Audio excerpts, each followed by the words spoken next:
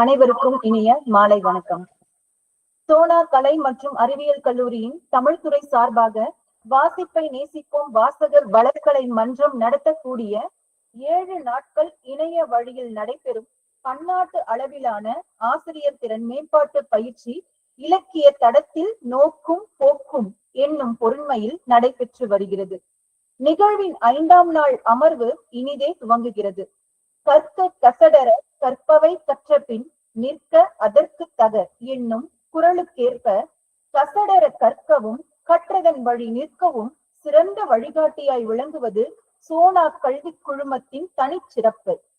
பள்ளி, கல்லூரிகள், தொழில் அமைப்புகள், ஆன்மீகம் என சோனாவின் வளர்ச்சி பணிகள் அளவிடற்கரியது. இத்தகைய சோனா கல்வி குழுமத்தின் முக்கிய அங்கமாக விளங்கக்கூடிய சோனா கலை மற்றும் அறிவியல் கல்லூரியின் தமிழ் துறையின் முன்னெடுப்புகள் யாவும் முத்தாய்ப்பானவை. ஒரு பானை சோற்றுக்கு ஒரு சோறு பதம் என்பது போல இத்துறையின் சீர்மிகு நிகழ்ச்சிகளில் ஒன்றான இந்நிகழ்வு சான்றாக திகழ்கிறது.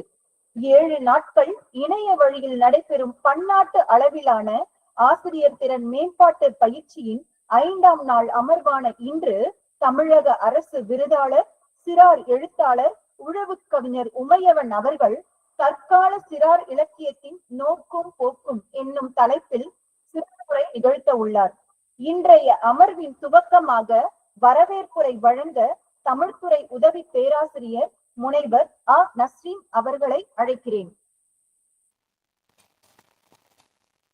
அனைவருக்கும் இனிய மாலை வணக்கம்.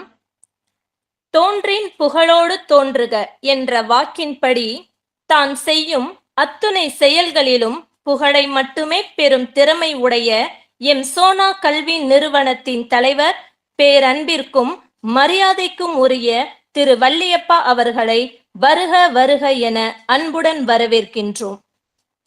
தந்தைக்கு தப்பாமல் இருக்கும் புதல்வர்கள் எங்கள் துணை தலைவர்கள்.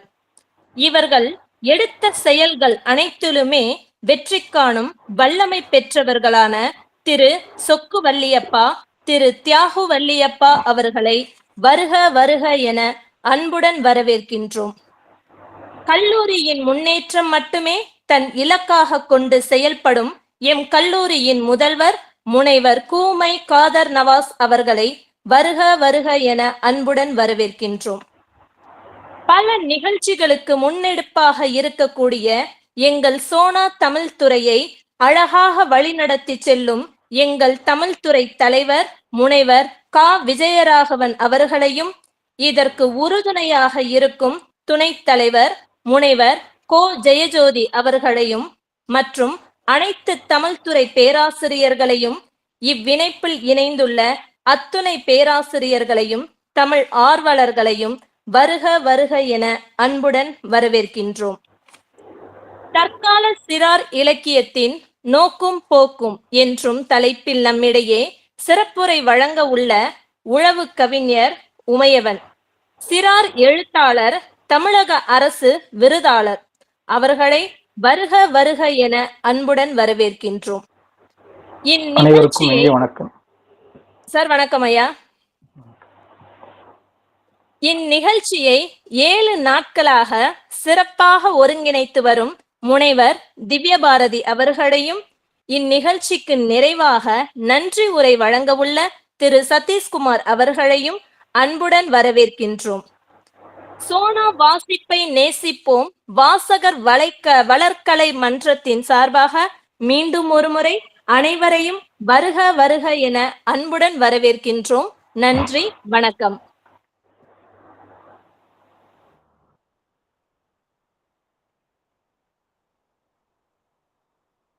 அடுத்து இன்றைய நிகழ்வின் சிறப்புரையாளர் பற்றிய சில தகவல்கள் உங்களுக்காக. உமையவன் என்ற புனைப்பெயரில் எழுதி வரும் ராமசாமி அவர்கள் கவிஞர், பேச்சாளர், பதிப்பாசிரியர், உரையாசிரியர், இதழாசிரியர் என பன்முகத்தன்மையோடு இயங்கி வரும் இளம் படைப்பாளி. 2015ஆம் ஆண்டு வெளியான வண்டி மாடு கவிதை தொகுப்பு இலக்கிய உலகிற்கு உமையவனை பரவலாக அடையாளம் காட்டியது. விவசாயம் சார்ந்து தமிழில் வெளியான முதல் ஹைக்கூ கவிதை நூல் இதுதான். கவிஞர் ஈரோடு தமிழன்பன், எழுத்தாளர் மேலாண்மை பொன்னுசாமி, கவிஞர் மு மேத்தா, கவிஞர் ஆலந்தூர் கோ மோகனரங்கன் போன்ற பலர் இவரது படைப்புகளை பாராட்டி ஊக்குவித்துள்ளனர். மேலும் இவர் தமிழக அரசின் தமிழ் செம்மல் விருதாளர், கம்போடிய நாட்டு அரசின் பாரதியார் விருதாளர், இலக்கியத்திற்கான பெருமை மிகு தமிழர் விருதாளர், இலக்கியத்திற்கான திருப்பூர் இலக்கிய விருது மற்றும் தாழ்வாரம் இலக்கிய விருது, இவ்வாறான கவி மாமணி, உழவு கவிஞர் உள்ளிட்ட 30க்கும் மேற்பட்ட விருதுகளை பெற்றுள்ளார். நவீன மேலாண்மை புத்தகம் PKR மகளிர் கல்லூரியில் பாடமாக வைக்கப்பட்டுள்ளது. சாகித்ய அகாடமியின் சார்பில் மணிப்பூரில் நடைபெற்ற அகில இந்திய இளம் எழுத்தாளர்கள் மாநாட்டில் தமிழ்நாட்டின் சார்பாக கலந்து கொண்ட ஒரே இளம் எழுத்தாளர் இவர். மலேசிய நாட்டின் மலாய் பல்கலைக்கழகம் மற்றும் அண்ணாமலை பல்கலைக்கழகம் சார்பில் உமையவனும் இலக்கியமும் எனும் ஆய்வு நூல் வெளியிடப்பட்டுள்ளன. இவ்வாறான பல சிறப்புகளை பெற்று விளங்கும் சிறப்பு விருந்தினர் அவர்களிடம் இவ்வவையை ஒப்படைக்கிறேன். அனைவருக்கும் இனிய மாலை வணக்கம். என்னுடைய குரல் சரியா கேக்குது இல்லைங்களா? ஐயா கேக்குதுங்க ஐயா. மகிழ்ச்சிங்க. பேராசிரியர் பெருமக்களே, ஒரு சிறிய விண்ணப்பம். எனக்கு கொஞ்சம் உடல்நிலை சரியில்லை, அதனால ஏதாவது என்னுடைய குரலில் உங்களுக்கு ஏதாவது ஒரு இடையூறு ஏற்பட்டால் அதற்கு முன்னதாக என்னுடைய வருத்தத்தை இங்கு பதிவு செய்து கொள்கிறேன்.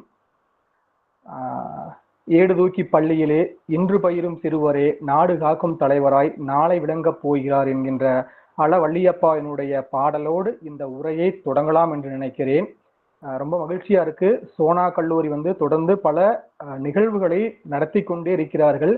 இதனால நிறைய பேராசிரியர் பெருமக்கள் தொடர்ந்து நிறைய கற்றுக்கொண்டு மாணவரிடம் கொண்டு சேர்ப்பிக்க வேண்டும் என்கின்ற அந்த மிகப்பெரிய உந்துதலோடு இந்த நிகழ்வுகளை நீங்களாம் கலந்து கொண்டிருக்கிறீர்கள். நிச்சயமாக இந்த 1 மணி நேரம் என்னாலான கூடுமான தகவல்களை உங்களுக்கு நான் சேர்ப்பிப்பேன் என்ற நம்பிக்கையோடு என்னுடைய உரையை தொடங்குகிறேன். சிறுவர் இலக்கியம். அப்போ எல்லாரும் ஒரு கேள்வி கேட்கலாம், சிறுவர் இலக்கியம் தனியாக ஒரு இலக்கியம் இருக்கிறதா என்று. இலக்கியம் என்றாலே அதுல சிறுவர் இலக்கியம் வந்துடும் தானே என்ற ஒரு பரவலான ஒரு கேள்வி கேட்பதுண்டு நண்பர்களே. ஏன்னா இப்போ பெரியவர்களுக்கான இலக்கியம் எந்த அளவு ஒரு முழு வீச்சோடு செயல்பட்டு கொண்டிருக்கிறதோ அதே அளவு சிறுவர்களுக்கான, குறிப்பாக குழந்தைகளுக்கும் மழலைகளுக்குமான நூல்கள் தமிழிலே இயற்றப்பட வேண்டும் என்பது ஒரு நீண்ட நாள் அவா இல்லையா? ஏன்னா தமிழ்நாட்டுல குறைந்தபட்சம் எனக்கு தெரிந்து 30-40 லட்சம் குழந்தைகள் இருக்கிறார்கள். அவர்களுக்கான நூல்களை எழுதக்கூடிய எழுத்தாளர்களுடைய எண்ணிக்கை நிகழ்காலத்தில் பார்த்தா குறைந்தபட்சம் ஒரு 100லிருந்து 150க்குள்ள மட்டும்தான் இருக்கு. அது தொடர்ந்து இயங்கக்கூடியவர்கள், தொடர்ந்து சிறுவர்களுக்காக நூல்களை கொண்டு சேர்க்கக்கூடியவர்கள் எண்ணிக்கை வெறும் 20-30 மட்டும்தான் இருக்கிறது. இந்த 20-30 எழுத்தாளர்களுடைய அந்த தொடர் உழைப்பு, தொடர் நூல்கள் தான் அந்த 30 லட்சம் குழந்தைகளுக்கும் கொண்டு போய் சேர்கிறதா என்ற கேள்வி மிகப்பெரிய ஒரு கேள்வியாக இருக்கிறது. ஏன் குழந்தைகளுக்கு நூல்கள் நாம் இயற்றப்பட வேண்டும், ஏன் குழந்தைகளுக்கு நூல்களை வாசிக்கணும் என்ற ஒரு நிறைய கேள்விகள் இருக்கிறது நண்பர்களே. இந்த சிறுவர் இலக்கியம்னா எங்க தொடங்குதுன்னு பாத்தீங்கன்னா, தொல்காப்பியத்துல பிசி என்கின்ற ஒரு வகைமையில பாத்தீங்கன்னா பிறைகவ்வி மழை நடக்கும் என்கின்ற ஒரு ஊமையை பார்க்க முடிகிறது. அதாவது பிறை போன்ற தந்தத்தை சுமந்து கொண்டு அந்த மழை போன்ற யானை நடந்து கொண்டிருக்கிறது என்கின்ற வரிதான் நமக்கு சிறுவர்களுடைய தொடக்கமாக ஆய்வாளர்கள் பதிவு செய்வதுண்டு. அதற்கு முன்பே நம்மளுடைய கிராமப்புற சூழலில், நம்மளுடைய ஆதி காலத்திலிருந்து நிறைய தாத்தா பாட்டிகளிடம் கிராமப்புறங்கள் எல்லாம் நிறைய வட்டார இலக்கியங்களில் நிறைய சிறுவர்கள் கதைகள் சொல்லப்பட்டிருக்கிறது. குறிப்பாக நான் குழந்தையாக இருக்கும் பொழுது சரி, நம்மளுடைய பெற்றோர்கள் குழந்தையாக இருக்கிற பொழுது நிறைய கதைகளை கேட்டு வளரக்கூடிய ஒரு வாய்ப்பு நமக்கு கிடைத்தது. ஆனால் இப்பொழுது அந்த பொறுப்பை எல்லாம் நாம் முழுக்க அப்படியே கைபேசியிடமும் தொலைக்காட்சியிடமும் ஒப்படைத்து விட்டோம் இல்லையா? ஒரு கதையை நாம் கேட்பதற்கும் வாசிப்பதற்கும் அல்லது அதே கதையை நாம் தொலைக்காட்சியில் பார்ப்பதற்கும் ஒரு நிறைய வேறுபாடு இருக்கிறது நண்பர்களே. ஒரு கதை சொல்லிட பொழுது இப்படி நம்ம ஆரம்பிப்போம் இல்லையா? ஒரு பெரிய காடு இருந்துச்சா அப்படின்னு ஆரம்பிக்கிற பொழுது என்ன ஆகும்னா, அந்த குழந்தையினுடைய மனம் அந்த பெரிய காட்டை தன்னுள் யோசித்துக் கொள்கிறது. அது எந்த காடாக வேணா இருக்கலாம் இல்லையா? அந்த பெரிய காட்டுக்குள்ள ஒரு மிகப்பெரிய யானை வந்தது என்று நாம் கதையை ஆரம்பிக்கிற பொழுது அந்த குழந்தை கதைக்குள்ளே ஒன்றி வருகிறது. அப்போ அந்த குழந்தை யோசிச்சு பாத்தீங்கன்னா, முதல்ல ஒரு பெரிய காட்டை கற்பனை செய்து பார்க்கிறது. இரண்டாவது அந்த மிகப்பெரிய யானையை கற்பனை செய்து பார்க்கிறது. அந்த இரண்டை மட்டும் அந்த குழந்தை கற்பனை செய்வதில்லை நண்பர்களே. அந்த மிகப்பெரிய காடு, அந்த காட்டில் இருக்கக்கூடிய பெரிய பெரிய மரங்கள், அங்கிருந்து வரக்கூடிய கீச்சல் ஓசைகள், சிட்டுக்குருவிகளுடைய அந்த குரல்கள், வண்டினர்களுடைய அந்த சப்தம், அதை தாண்டி நம்ம யானைன்னு சொன்னோம். சில குழந்தைகள் என்ன பண்ணுவாங்கன்னா, நாங்க நிறைய பள்ளிகளை பேசும்போது நான் இது சொன்ன உடனே குழந்தைய சொல்லுவாங்க, நான் வந்துட்டு ஒரே ஒரு யானை மட்டும்தான் யோசிச்சோம். இன்னொரு குழந்தை வந்து இல்ல, நான் யானையோடு சேர்த்து ஒரு குட்டி யானையும் யோசிச்சு கொண்டேன். ஒரு அம்மாவுடன் சேர்ந்து ஒரு குட்டி யானை நடந்து வருவதை போல. இன்னொரு குழந்தை சொல்லுவாங்க, என்ன நான் யோசிச்ச யானைக்கு வந்து தந்தங்கள் ஏதும் இல்லை, ரொம்ப அழகா இருக்கும். இன்னொரு குழந்தை சொல்றாங்க, நான் ரொம்ப பெரிய யானை நான் யோசிச்சேன், அந்த யானைக்கு பெரிய தந்தங்கள் இருந்தது என்று சொல்லுகிற பொழுது அவருடைய புருவங்கள் உயர்கிறது இல்லையா? இந்த காட்சி, இந்த கற்பனையை நாம் எங்கு வந்து தடைபடுகிறது என்று சொன்னால், இந்த கற்பனை நாம் ஒரு தொலைக்காட்சியிலோ அல்லது ஒரு கைபேசியிலோ நீங்கள் ஒரு வீடியோவை போட்டு அந்த குழந்தையிடம் கொடுக்கிற பொழுது இந்த கற்பனை முழுக்க முழுக்க வறண்டு போகிறது நண்பர்களே குழந்தைகளுக்கு. அப்போ குழந்தைகளுக்கு கதைகளை நாம் எப்படி சொல்ல வேண்டும், குழந்தைகளுக்கு ஏன் கதைகளை சொல்ல வேண்டும், இந்த சிறுவர்களுடைய தொடக்கம் எப்படி இருந்துச்சு, நிகழ்காலம் எப்படி இருந்து கொண்டிருக்கிறது போன்ற இது போன்ற இந்த தகவல்களை மேலோட்டமாக நாம் இன்று பார்க்க இருக்கிறோம். குறிப்பாக சிறுவழக்கினுடைய ஒரு பொற்காலம் அல்லது ஒரு மணிக்கொடி காலம் அப்படின்னா எதை நம்ம சொல்லுவோம்னா 1950 தான் எல்லோருமே மேற்கோள் காட்டுவாங்க. நமக்கு அதற்கு முன்பு தேசிய கவி இருந்தாலும் சரி, அல்லது பாரதியாருடைய அந்த பாப்பா பாடலாக இருந்தாலும் சரி, நிறைய முன்னுதாரணங்கள் இருந்தாலும் கூட அந்த 1950க்கு பின்புதான் தமிழ்ல சிறுவர் இலக்கியம் உச்சம் தொட்ட காலம் என்று ஆய்வாளர்கள் சொல்வதென்று. காரணம், அப்பொழுதுதான் தமிழிலே குழந்தை எழுத்தாளர் சங்கம் தோற்றுவிக்கப்பட்டது. அதை தோற்றுவித்தவர் குழந்தை கவிஞர் அழ வள்ளியப்பா அவர்கள். அவர் தோற்றுவித்ததோடு மட்டுமில்லாமல் நிறைய படைப்புகளிலே தமிழிலே கொண்டு வந்ததற்கு அவர் மிகப்பெரிய உந்து சக்தியாக இருந்தார். அது வரைக்கும் என்னன்னா, சிறுவழக்கம் என்று சொன்னாலோ ஆத்திச்சூடி, கொன்றை வேந்தன் அல்லது திருக்குறள் போன்றவை எல்லாம் குழந்தைகளுக்கு என்று ஓரளவு சொல்லப்பட்டு கொண்டே இருந்தது. ஆனால் அந்த நீதி நூல்கள் எல்லாம் குழந்தைகளுக்கு மட்டுமல்ல, பெரியவர்களுக்கும் சொல்லப்பட வேண்டிய செய்திகள் நிறைய இருக்கிறது. குழந்தைகளுக்கான கதைகள்ல தான் தமிழ்ல நிறைய வர வேண்டும் என்ற நோக்கத்தோடு முழுக்க சிறுவர் இலக்கியத்தை மட்டுமே ஒரு பிரதான நோக்கமாக கொண்டு இயங்கியவர் தான் அழ வள்ளியப்பா. தன்னுடைய நிறைய எழுத்தாளர்களோடு சேர்ந்து இந்த அமைப்பை உருவாக்கினார். இந்த அமைப்பை உருவாக்கியது மட்டுமல்லாமல் நிறைய முன்னெடுப்புகளை அவர் செய்தார். தமிழ்ல முதல்ல 1950 தான் குழந்தைகளுக்கான புத்தக கண்காட்சி தமிழ்நாட்டுல வருகிறது. அதுவரை குழந்தைகளுக்கான தனிப்பட்ட இப்போ வந்துட்டு மாவட்டம் தோறும் புத்தக கண்காட்சி நடைபெற்று கொண்டே இருக்கிறது. எனக்கு தெரிந்து புத்தக கண்காட்சி நடைபெறாத மாதங்களே இல்லை என்று சொல்லலாம். தொடர்ந்து புத்தக கண்காட்சிகள் இப்போ திண்டுக்கல், அடுத்து மதுரை என்று தொடர்ந்து வந்து கொண்டே இருக்கிறது இல்லையா? இந்த புத்தக கண்காட்சிக்கெல்லாம் முன்னோட்டமாக 1950லேயே வந்துட்டு குழந்தைகளுக்கு என்று பிரத்யேகமாக புத்தக கண்காட்சியை நடத்திய அழ வள்ளியப்பா அவர்கள். அந்த கண்காட்சியை தொடக்க வைத்தவர் யாருன்னா மூதறிஞர் ராஜாஜி அவர்கள். இதெல்லாம் நம்ம வரலாறுல நம்ம பார்க்க முடியுது. ஏன் குழந்தைகளுக்கு இவ்வளவு ஒரு மெனக்கெட்டாங்கன்னா, கதைகளை மட்டும் அவர்கள் கொண்டு சேர்க்கவில்லை, நிறைய இதழ்களை கொண்டு சேர்ப்பித்தார்கள். குறிப்பாக புதுக்கோட்டையில் இருக்கக்கூடிய அந்த புதுக்கோட்டை மாவட்டத்தில் ராயவரத்திலிருந்து எண்ணற்ற சிறார் இதழ்கள், கிட்டத்தட்ட 50க்கு மேற்பட்ட சிறார் இதழ்கள் தொடர்ந்து மாதந்தோறும் வெளிவந்து கொண்டே இருந்தன. இன்றைய நிலையில் தமிழ்ல சிறார் இலக்கியம் எண்ணிக்கை மிக குறைவாக இருக்கிறது. விரல் விட்டு எண்ணி விடலாம், அந்த அளவு குறைவாக இருக்கிறது. ஆனால் தமிழக அரசினுடைய அந்த பள்ளி கல்வித்துறை தேன்சீட்டு என்கின்ற இதழை மிக அற்புதமாக மாணவர்கள் கொண்டு சேர்த்து கொண்டிருக்கிறார்கள். அதை தாண்டி நிறைய இதழ்கள், தனி இதழ்கள் வந்து கொண்டிருந்தெல்லாம் நின்று விட்டன.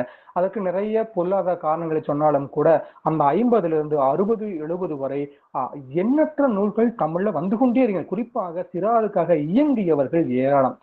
அழ வள்ளியப்பை பத்தி சொல்லும் போது நிறைய என்னுடைய நண்பர், ஏன்னா அவருடைய பழகியவர்கள், அவரோடு பணியாற்றக்கூடியவர்களோடு பழகக்கூடிய வாய்ப்பு எனக்கு கிடைச்சது. அவங்க சொல்லுவதெல்லாம் ஒன்றுதான், யாரை சந்தித்தாலும் வள்ளியப்பா அவர்கள் நீங்க குழந்தை இலக்கியத்துக்கு நூல்களை எழுத வேண்டும் என்று கட்டாயப்படுத்தி நூல்களை வாங்கி பதிப்பித்திருக்கிறார். அதற்கு பதிப்பித்த பணியும் மிக சிறப்பாக செய்திருக்கிறார். நிறைய வழிகாட்டுதல்கள், நிறைய அறிமுக உரைகள் என்று அந்த காலம் சிறுவிலக்கியத்திற்கு மிக மிக முக்கியமான பொற்காலமாக இருந்திருக்கிறது. ஒரு கணக்கு பார்த்தீங்கன்னா 1961 குழந்தை எழுத்தாளர்கள் யார் எவர் என்கின்ற நூலை எழுத்தாளர் ரத்தினம் கொண்டு வராரு. இந்த நூலை வெளியிட்டது யாருன்னா குழந்தை எழுத்தாளர் சங்கம் தான். அந்த நூல் படி பாத்தீங்கன்னா தமிழ்நாட்டுல 1961 201 சிறுவர் எழுத்தாளர்கள் இருந்திருக்காங்க. எப்போ 1961. அதே போன்ற ஒரு நூலை குழந்தை எழுத்தாளர்கள் யார் எவர் என்று 1972 பி.என். பாலசுப்ரமணியம் மற்றும் ரேவதி இருக்காரு இல்லையா, ரேவதி என்று சொல்லக்கூடிய ஹரிஹரன், கடந்த ஆண்டு அவர் மறைந்து விட்டார். மிகச்சிறந்த தமிழுடைய மிக மூத்த படைப்பாளி. அவர்கள் அந்த 1972ல இதே ஒரு தொகை நூலை கொண்டு வருகிற பொழுது தமிழினுடைய குழந்தை எழுத்தாளருடைய எண்ணிக்கை பார்த்தீங்கன்னா 370. 1961ல வெறும் 201 இருந்த எண்ணிக்கை 72ல கிட்டத்தட்ட 11 ஆண்டுகள் தான் இருக்கும். அந்த 11 ஆண்டுகள்ல எண்ணிக்கை 370, அதாவது 160 எழுத்தாளர்கள் அதிகரித்திருக்காங்க. இந்த எண்ணிக்கை கொஞ்சம் கூட குறைவா இருக்கலாம். ஏன்னா 70 பாத்தீங்கன்னா அதிகமாக தொலைபேசி இல்லாத, இணையம் இல்லாத காலம். முழுக்க கடிதம் வாயிலாகத்தான் பதிவு செய்திருக்கிறார்கள். அதுல பதிவு பண்ணதும் பாத்தீங்கன்னா 320 எழுத்தாளர்களை தமிழ்ல இருந்திருக்கிறார்கள் என்று பதிவு செய்கிறார்கள். அதுக்கப்புறம் ஆங்கிலத்துல ஒரு மிக முக்கியமான ஒரு நூல் தமிழ்ல வருது, who is who of Tamil writers for children. இது 1987ல ஹரிகர் என்று சொல்லக்கூடிய ரேவதி அவர்கள் ஆங்கிலத்துல நூலை கொண்டு வந்தார்கள். அதையும் குழந்தை எழுத்தாளர் சங்கம் தான் வெளியிட்டது. அந்த நூலில 342 எழுத்தாளர்களை அவர் பதிவு செய்திருக்கார். அப்போ தமிழ்ல குறைவாக இருந்த எண்ணிக்கை பின்பு ஒரு எண்ணிக்கை 100 அளவில் அதிகரிப்பதற்கான காரணம் ஏன்னா படைப்பாளிகளின் எண்ணிக்கை ஒரு 100லிருந்து 150 ஒரு 10 ஆண்டுகளிலே ஒரு தசாப்தத்தில் அதிகரிக்கும் என்று சொன்னால் எண்ணற்ற நூல்களே தமிழிலே வெளிவந்திருக்க வேண்டும். அந்த சூழல் எவ்வளவு ஆரோக்கியமாக இருந்திருக்கும், குழந்தைகளுக்கு எத்தனை கதைகளை அவர்கள் சொல்லி இருப்பார்கள், எத்தனை நூல்கள் இயற்றி இருப்பார்கள் என்றுதான் பார்க்க முடிகிறது. அதற்கு பின்பு குழந்தை படைப்பாளர் என்று மறைந்த பூவண்ணன் அவர்கள் ஒரு நூலை கொண்டு வராரு. இத சாதனா பதிப்பகம் கோவையில வெளியிடுறாங்க. அந்த நூல்ல பாத்தீங்கன்னா வெறும் 85 எழுத்தாளர்கள் மட்டும்தான் இருக்காங்க. 201 இருந்தது 370 அதிகரித்து 342 குறைந்து பூவண்ணன் அவர்கள் செய்கிற பொழுது எவ்வளவு இருக்குன்னா வெறும் 85 எழுத்தாளர்கள் தமிழ் இருக்காங்க என்ற செய்தி வருகிறது. அதற்கு பின்பு கடந்த 2019ல தற்கால சிறார் எழுத்தாளர் என்று சொல்லி ஆர்வி பதி அவர்கள் நிவேத பதிப்பதில் ஒரு நூல் கொண்டு வந்திருக்காங்க. அந்த நூல்ல பாத்தீங்கன்னா 102 எழுத்தாளர்கள், இதுல குறிப்பாக தமிழ் எழுத்தாளர், தமிழ்நாட்டுல மட்டும் அல்ல கர்நாடகம், பாண்டிச்சேரி இது இயங்கக்கூடிய எழுத்தாளர்கள் அனைவரையும் ஒருங்கிணைத்து பார்த்தா 102 எழுத்தாளர்கள் தமிழிலே தற்காலத்தில் இயங்கிக் கொண்டிருக்கிறார்கள் என்ற ஒரு ஆவணப்படுத்தியிருக்கிறார்கள்.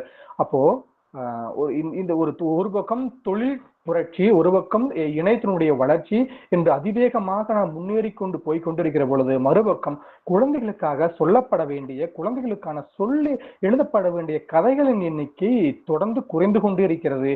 70, 80க்கு அப்புறம் பாத்தீங்கன்னா மிகப்பெரிய ஒரு தேய்பிரை தான் சிறுவலகத்துல ஏற்பட்டிருக்கிறதா பாக்குறோம். அதற்கு பின்பு எப்போ ஒரு மாற்றம் வந்துச்சு அப்படின்னா கடந்த கொரோனா காலத்துல, இந்த கொரோனா எத்தனையோ பேருக்கு மிகப்பெரிய வலியும் நீங்காத வடுவையும் ஏற்படுத்தி சென்றாலும் கூட இந்த கொரோனா காலம் பாத்தீங்கன்னா குழந்தை இலக்கியத்துல மிகப்பெரிய ஒரு புரட்சியை ஏற்படுத்தினதுதான் எப்பொழுதுமே நான் குறிப்பிடுவேன். காரணம், அதுவரை குழந்தைகள் கதைகளை கேட்டுக்கொண்டிருந்தார்கள். இதுல 3 நிலைகளை பார்க்கிறோம் இல்லையா? ஒண்ணு நாம் குழந்தைகளுக்காக கதை எழுதுவது, அல்லது குழந்தைகளை பற்றி எழுதுவது, இன்னொன்று குழந்தைகளை எழுதிக் கொள்வது என்று 3 வகைமை இருக்கிறது. இந்த 3 வகைமையுமே உச்சம் தொட்டது எந்த ஆண்டுன்னு பாத்தீங்கன்னா இந்த 2020க்கு அப்புறம் தான் நான் சொல்லுவேன். குழந்தைகளை பற்றி எழுதிய நூலாக இருந்தாலும் சரி, குழந்தைகளுக்காக எழுதிய நூல்களாக இருந்தாலும் சரி, குழந்தைகளுக்காக எழுதி கொண்ட நூல்களாக இருந்தாலும் சரி, இந்த 3 வகைமையும் அதிகபட்சமான நூல்கள், அதிகபட்சமாக தொடர்ந்து நிறைய படைப்பாளிகள் தமிழ்ல வந்தது 2020க்கு பின்புதான். கிட்டத்தட்ட இந்த 5 ஆண்டுகளில் மட்டும் சிறுவர் இலக்கியம் நிறைய புதிய மாற்றங்களையும் அதை உள்வாங்கிக் கொண்டு நிறைய நூல்களை வந்து கொண்டே இருக்கிறது நண்பர்களே. அதுவரை குழந்தைகள் கதைகளை கேட்டுக்கொண்டிருந்த குழந்தைகள் கொரோனா காலத்திலே கதைகளை சொல்ல தொடங்கினார்கள். ஏன்னா அந்த ஒவ்வொரு படிநிலையிலும் நான் அவர்களோடு தொடர்ந்து பயணித்துக் கொண்டே இருந்திருக்கிறேன் என்ற எனக்கு ஒரு அனுபவம் எனக்கு இருக்கிறது. நிறைய குழந்தை உரையாட வாய்ப்பு எனக்கு கிடைத்தது. முழுக்க இணையம் மட்டும்தான் அப்பொழுது நம்ம குழந்தைகளா முழுக்க அவர்களை வியாபித்து வந்தது இல்லையா? அந்த காலகட்டத்துல பாத்தீங்கன்னா நிறைய குழந்தைகளோடு தினந்தோறும் உரையாடுகிற பொழுது அந்த குழந்தைகளுடைய சிந்தனை மிக பெரிதாக இருக்கிறது. நாம் யோசிக்காத எண்ணற்ற செயல்களை மிக எளிமையாக அவர்கள் எல்லாம் யோசித்து விட்டு போகிறார்கள். ஒரு நூலை நாங்க முதல்ல கதைகளை சொல்ல ஆரம்பித்தோம். அந்த கதைகளை மிக அற்புதமாக கேட்டு அதுல நிறைய கேள்விகளை கேட்டுக்கொண்டு இருந்த குழந்தைகள் பின்பு என்ன பண்ணனா, கொஞ்சம் காலம் போனோம் என்ன பண்ணனா, அவர்களே நூல்களை வாசித்து கதைகளை சொல்ல ஆரம்பித்தார்கள். ஏன்னா அதுவரையும் பாத்தீங்கன்னா தமிழ்ல ஒண்ணு அப்பா அம்மா, தாத்தா பாட்டி அல்ல ஆசிரியர் கதை சொல்லி கொண்டே இருப்பார்கள். 1-2 குழந்தைகள் சொல்லி இருக்கலாம். ஆனா அதிகமாக தொடர்ந்து நிறைய குழந்தைகள் கதை சொல்ல ஆரம்பித்தார்கள். கதை கேட்ட குழந்தைகள், கதை சொல்ல ஆரம்பித்த குழந்தைகள். 3வது வளர்ச்சியை நான் சொல்வது, அந்த குழந்தைகளே தங்களுக்கான கதைகளை எழுத ஆரம்பித்தார்கள் நண்பர்களே. அதுதான் மிகப்பெரிய தமிழ்ல இது வேற எந்த மொழியிலும் நிகழாத ஒரு மிகப்பெரிய ஒரு மாற்றம். நீங்க ஏனைய மொழி நாங்க அண்டை மாநில மலையாளத்துல பார்த்தாலும் சரி, அல்லது நீங்க நம்ம வேற மொழிகளை நீங்க வட இந்தியாவில பார்த்தீங்கன்னா எந்த மொழியில பார்த்தாலும் சரி, அந்த மொழியெல்லாம் நிகழாத ஒரு மாற்றம். ஏன்னா அந்த மொழிகளை தொடர்ந்து எழுதி கொண்டிருக்கக்கூடிய சில நண்பர்களோடு பேசக்கூடிய வாய்ப்பு எல்லாம் கிடைக்கிற பொழுது இதெல்லாம் நாங்க அப்பப்போ நிறைய சொல்லுகிற பொழுது ரொம்ப ஆச்சரியமாக கேட்கிறார்கள். மலையாளத்துல சில குழந்தைகள் முன்பே 100 எழுதியிருக்கிறார்கள். ஆனா எண்ணிக்கையை ஒப்பீட்டளவில் பார்த்தால் தமிழிலே கடந்த 5 ஆண்டுகளில் கிட்டத்தட்ட 30 40க்கு மேற்பட்ட குழந்தைகள், நான் குழந்தைகள் என்று சொல்வது 16 வயதிற்கு உட்பட்ட குழந்தைகள் நூல்களை தனித்தனியாக எழுதி வெளியிட்டிருக்கிறார்கள் என்பதுதான் மிகப்பெரிய ஒரு மாற்றம். இது பாத்தீங்கன்னா எந்த இடத்துல ஆவணப்படுத்துறாங்கன்னு தெரியல. நாங்க கூடுமானவரை இந்த தகவல் எல்லாம் நிறைய இடங்களில் ஆவணப்படுத்தி கொண்டே இருக்கிறோம். இதுல ஒரு முத்தாய்ப்பா நாங்க என்ன பண்ணா, அந்த கொரோனா காலத்துல நிறைய குழந்தைகளுக்கு கதை எழுதுவதற்கான பயிற்சியை நாங்கள் வழங்கி அந்த 15 குழந்தைகளிடமிருந்து கதைகளை பெற்று அந்த கதைகளை எல்லாம் தொகுத்து அந்திகள் மலர்ந்த மொட்டுக்கள் என்ற தொகுப்பு நூலாக வெளியிட்டோம். அந்த நூலினை மறைந்த கீரா அவர்கள் தான் இணைய வழியாக வெளியிட்டார்கள். என்ன ஆச்சரியம்னா அதுல 15 கதைகள், அந்த 15 கதைகள்ல 11 கதைகள் எழுதியது பெண் பிள்ளைகள். அதுதான் மிகப்பெரிய ஒரு மாற்றம், மிகப்பெரிய ஒரு சமூக மாற்றமாக இன்னும் நாங்கள் சொல்லிக்கொண்டே இருப்பது. நிறைய பெண் பிள்ளைகள் கதைகளை எழுத வந்திருக்கிறார்கள், நிறைய பெண் குழந்தைகள் கதைகளை கேட்க முன் வந்திருக்கிறார்கள் இல்லையா. ஏன்னா ஒரு குறிப்பிட்ட காலம் வரை பெண்களுக்கு படிப்பதற்கு என்று சொல்லிக் கொண்டிருந்த இந்த ஒரு பகுதியிலிருந்து மாறுபட்டு தங்களுக்கான கதைகளை, தங்களுக்கு என்ன வேண்டும் என்பதை எழுதி செல்லக்கூடிய அந்த மிகப்பெரிய ஒரு ஏன்னா அந்த கதைகள்லாம் வாசிக்கும் போது ரொம்ப ஆச்சரியமா இருந்துச்சு. குழந்தைகள் எவ்வளவு அற்புதமாக யோசிக்கிறார்கள். ஒரு சின்ன சின்ன விஷயத்தையும் கூட அவர்களுடைய உள்வாங்கக்கூடிய திறன் ரொம்ப மிகப்பெரிய ஒரு பிரம்மாண்டமாக இருந்த நண்பர்களே. அந்த இதுல ஒரு மிகப்பெரிய வெற்றி என்னன்னா, இந்த நூல் இருக்கக்கூடிய இந்த அந்தியில் மலர்ந்த மொட்டுகள் என்ற தொகுப்பு நூலாக வந்த கதைகளை எல்லாம் தினமணியினுடைய சிறுவர்மணி வாரம் ஒரு குழந்தைகளே அறிமுகம் செய்து அந்த கதைகளை வெளியிட்டார்கள். எனக்கு தெரிந்து ஏற்கனவே நூலில் வந்த கதைகளை வெளியிட்டது எனக்கு தெரிந்த அகிலனுக்கு ஒரு முறை நடந்திருக்கிறது. மறைந்த எழுத்தாளர் அகிலனுடைய கதைகளை அப்படி வெளியிட்டார் என்று கேள்விப்பட்டிருக்கிறேன். அதற்கு பின்பு இந்த நூல் இருக்கக்கூடிய சில குழந்தைகளுடைய கதைகளை தினமணியினுடைய சிறுவர்மணி தொடர்ந்து வாரம் வெளியிட்டு அந்த குழந்தைகளுக்கு சிறப்பு செய்தது. ஏன் நான் திரும்ப திரும்ப சொல்றேன் அப்படின்னா, இப்போ அண்மை காலத்துல குறிப்பாக இந்த ஜென்சி என்று சொல்லக்கூடிய இந்த 2000 பின்பு பிறந்த குழந்தைகளுடைய மாற்றம், வளர்ச்சி, அவளுடைய போக்கு தொடர்ந்து கவனித்துக் கொண்டே இருக்கிறார்கள். தொடர்ந்து நிறைய ஒரு செய்திகள் ஊடாடி கொண்டிருக்கிறது இல்லையா. அவர்களோட மிக பெரிய ஒரு மாற்றமாக நாங்க பார்க்கிறது ரொம்ப ஆச்சரியமா இருக்கும். நாம வளர்ந்த சூழலுக்கும் அவர்கள் வளர்ந்த சூழலுக்கும் நிறைய மாற்றம் இருக்குது நண்பர்களே. குறிப்பாக சமூக தனிமையை இந்த குழந்தைகள் அதிகமாக ஏற்படுத்திக் கொள்கிறார்கள் இல்லையா.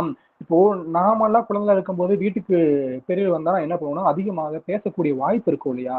ஆனா இப்ப குழந்தைகள் என்னன்னா வீட்டுக்கு யாரு வந்தாலும் சரி, அது என்ன பண்றோம், ஒண்ணு நாம் உரையாடி கொண்டிருக்கிறோம் நண்பர்களை. குழந்தைகள் அதிகமாக நாம் என்ன பண்ணோம், போன்ல நாம கொடுத்துருக்கோம்.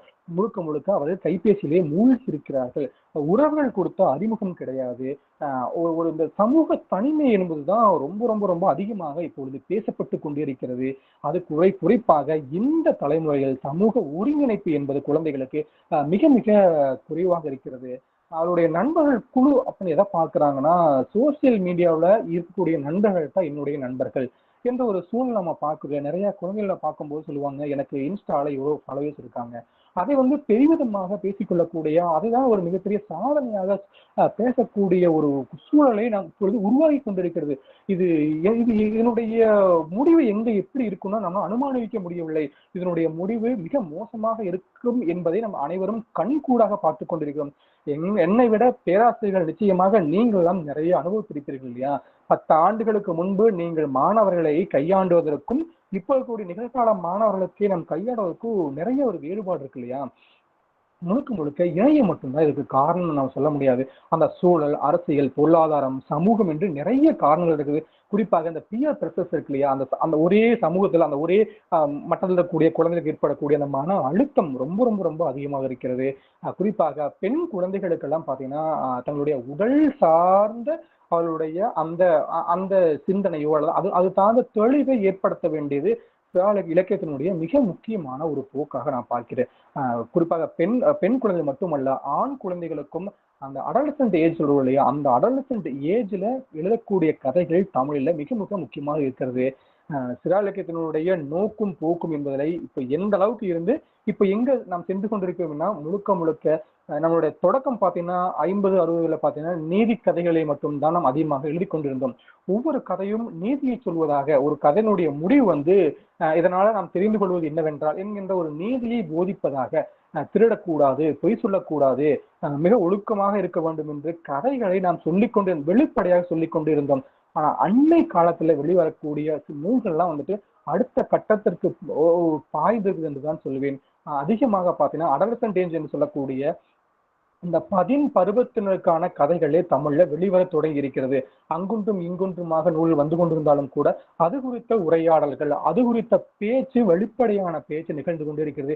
இதையெல்லாம் நம்ம குழந்தையிடம் பேசலாமா, இதெல்லாம் குழந்தைகள் சொல்லலாம் என்ற தயக்கத்தை எல்லாம் உடைத்துவிட்டு குழந்தையிடம் அனைத்தையும் உரையாட வேண்டும். குறிப்பாக அந்த தொடுதல் இருக்கு இல்லையா, அந்த குட் டச் பேட் டச் இருக்கு இல்லையா, அதை சொல்ல தொட்டாலே குற்றம் என்கின்ற அதையெல்லாம் நம்ம குழந்தை சொல்ல வேண்டிய ஒரு ஒரு சூழல் இருக்கும். தினந்தோறும் செய்தித்தாளை பார்க்கிறோம், தினந்தோறும் தொலைக்காட்சி செய்திகளை பார்க்கிறோம்.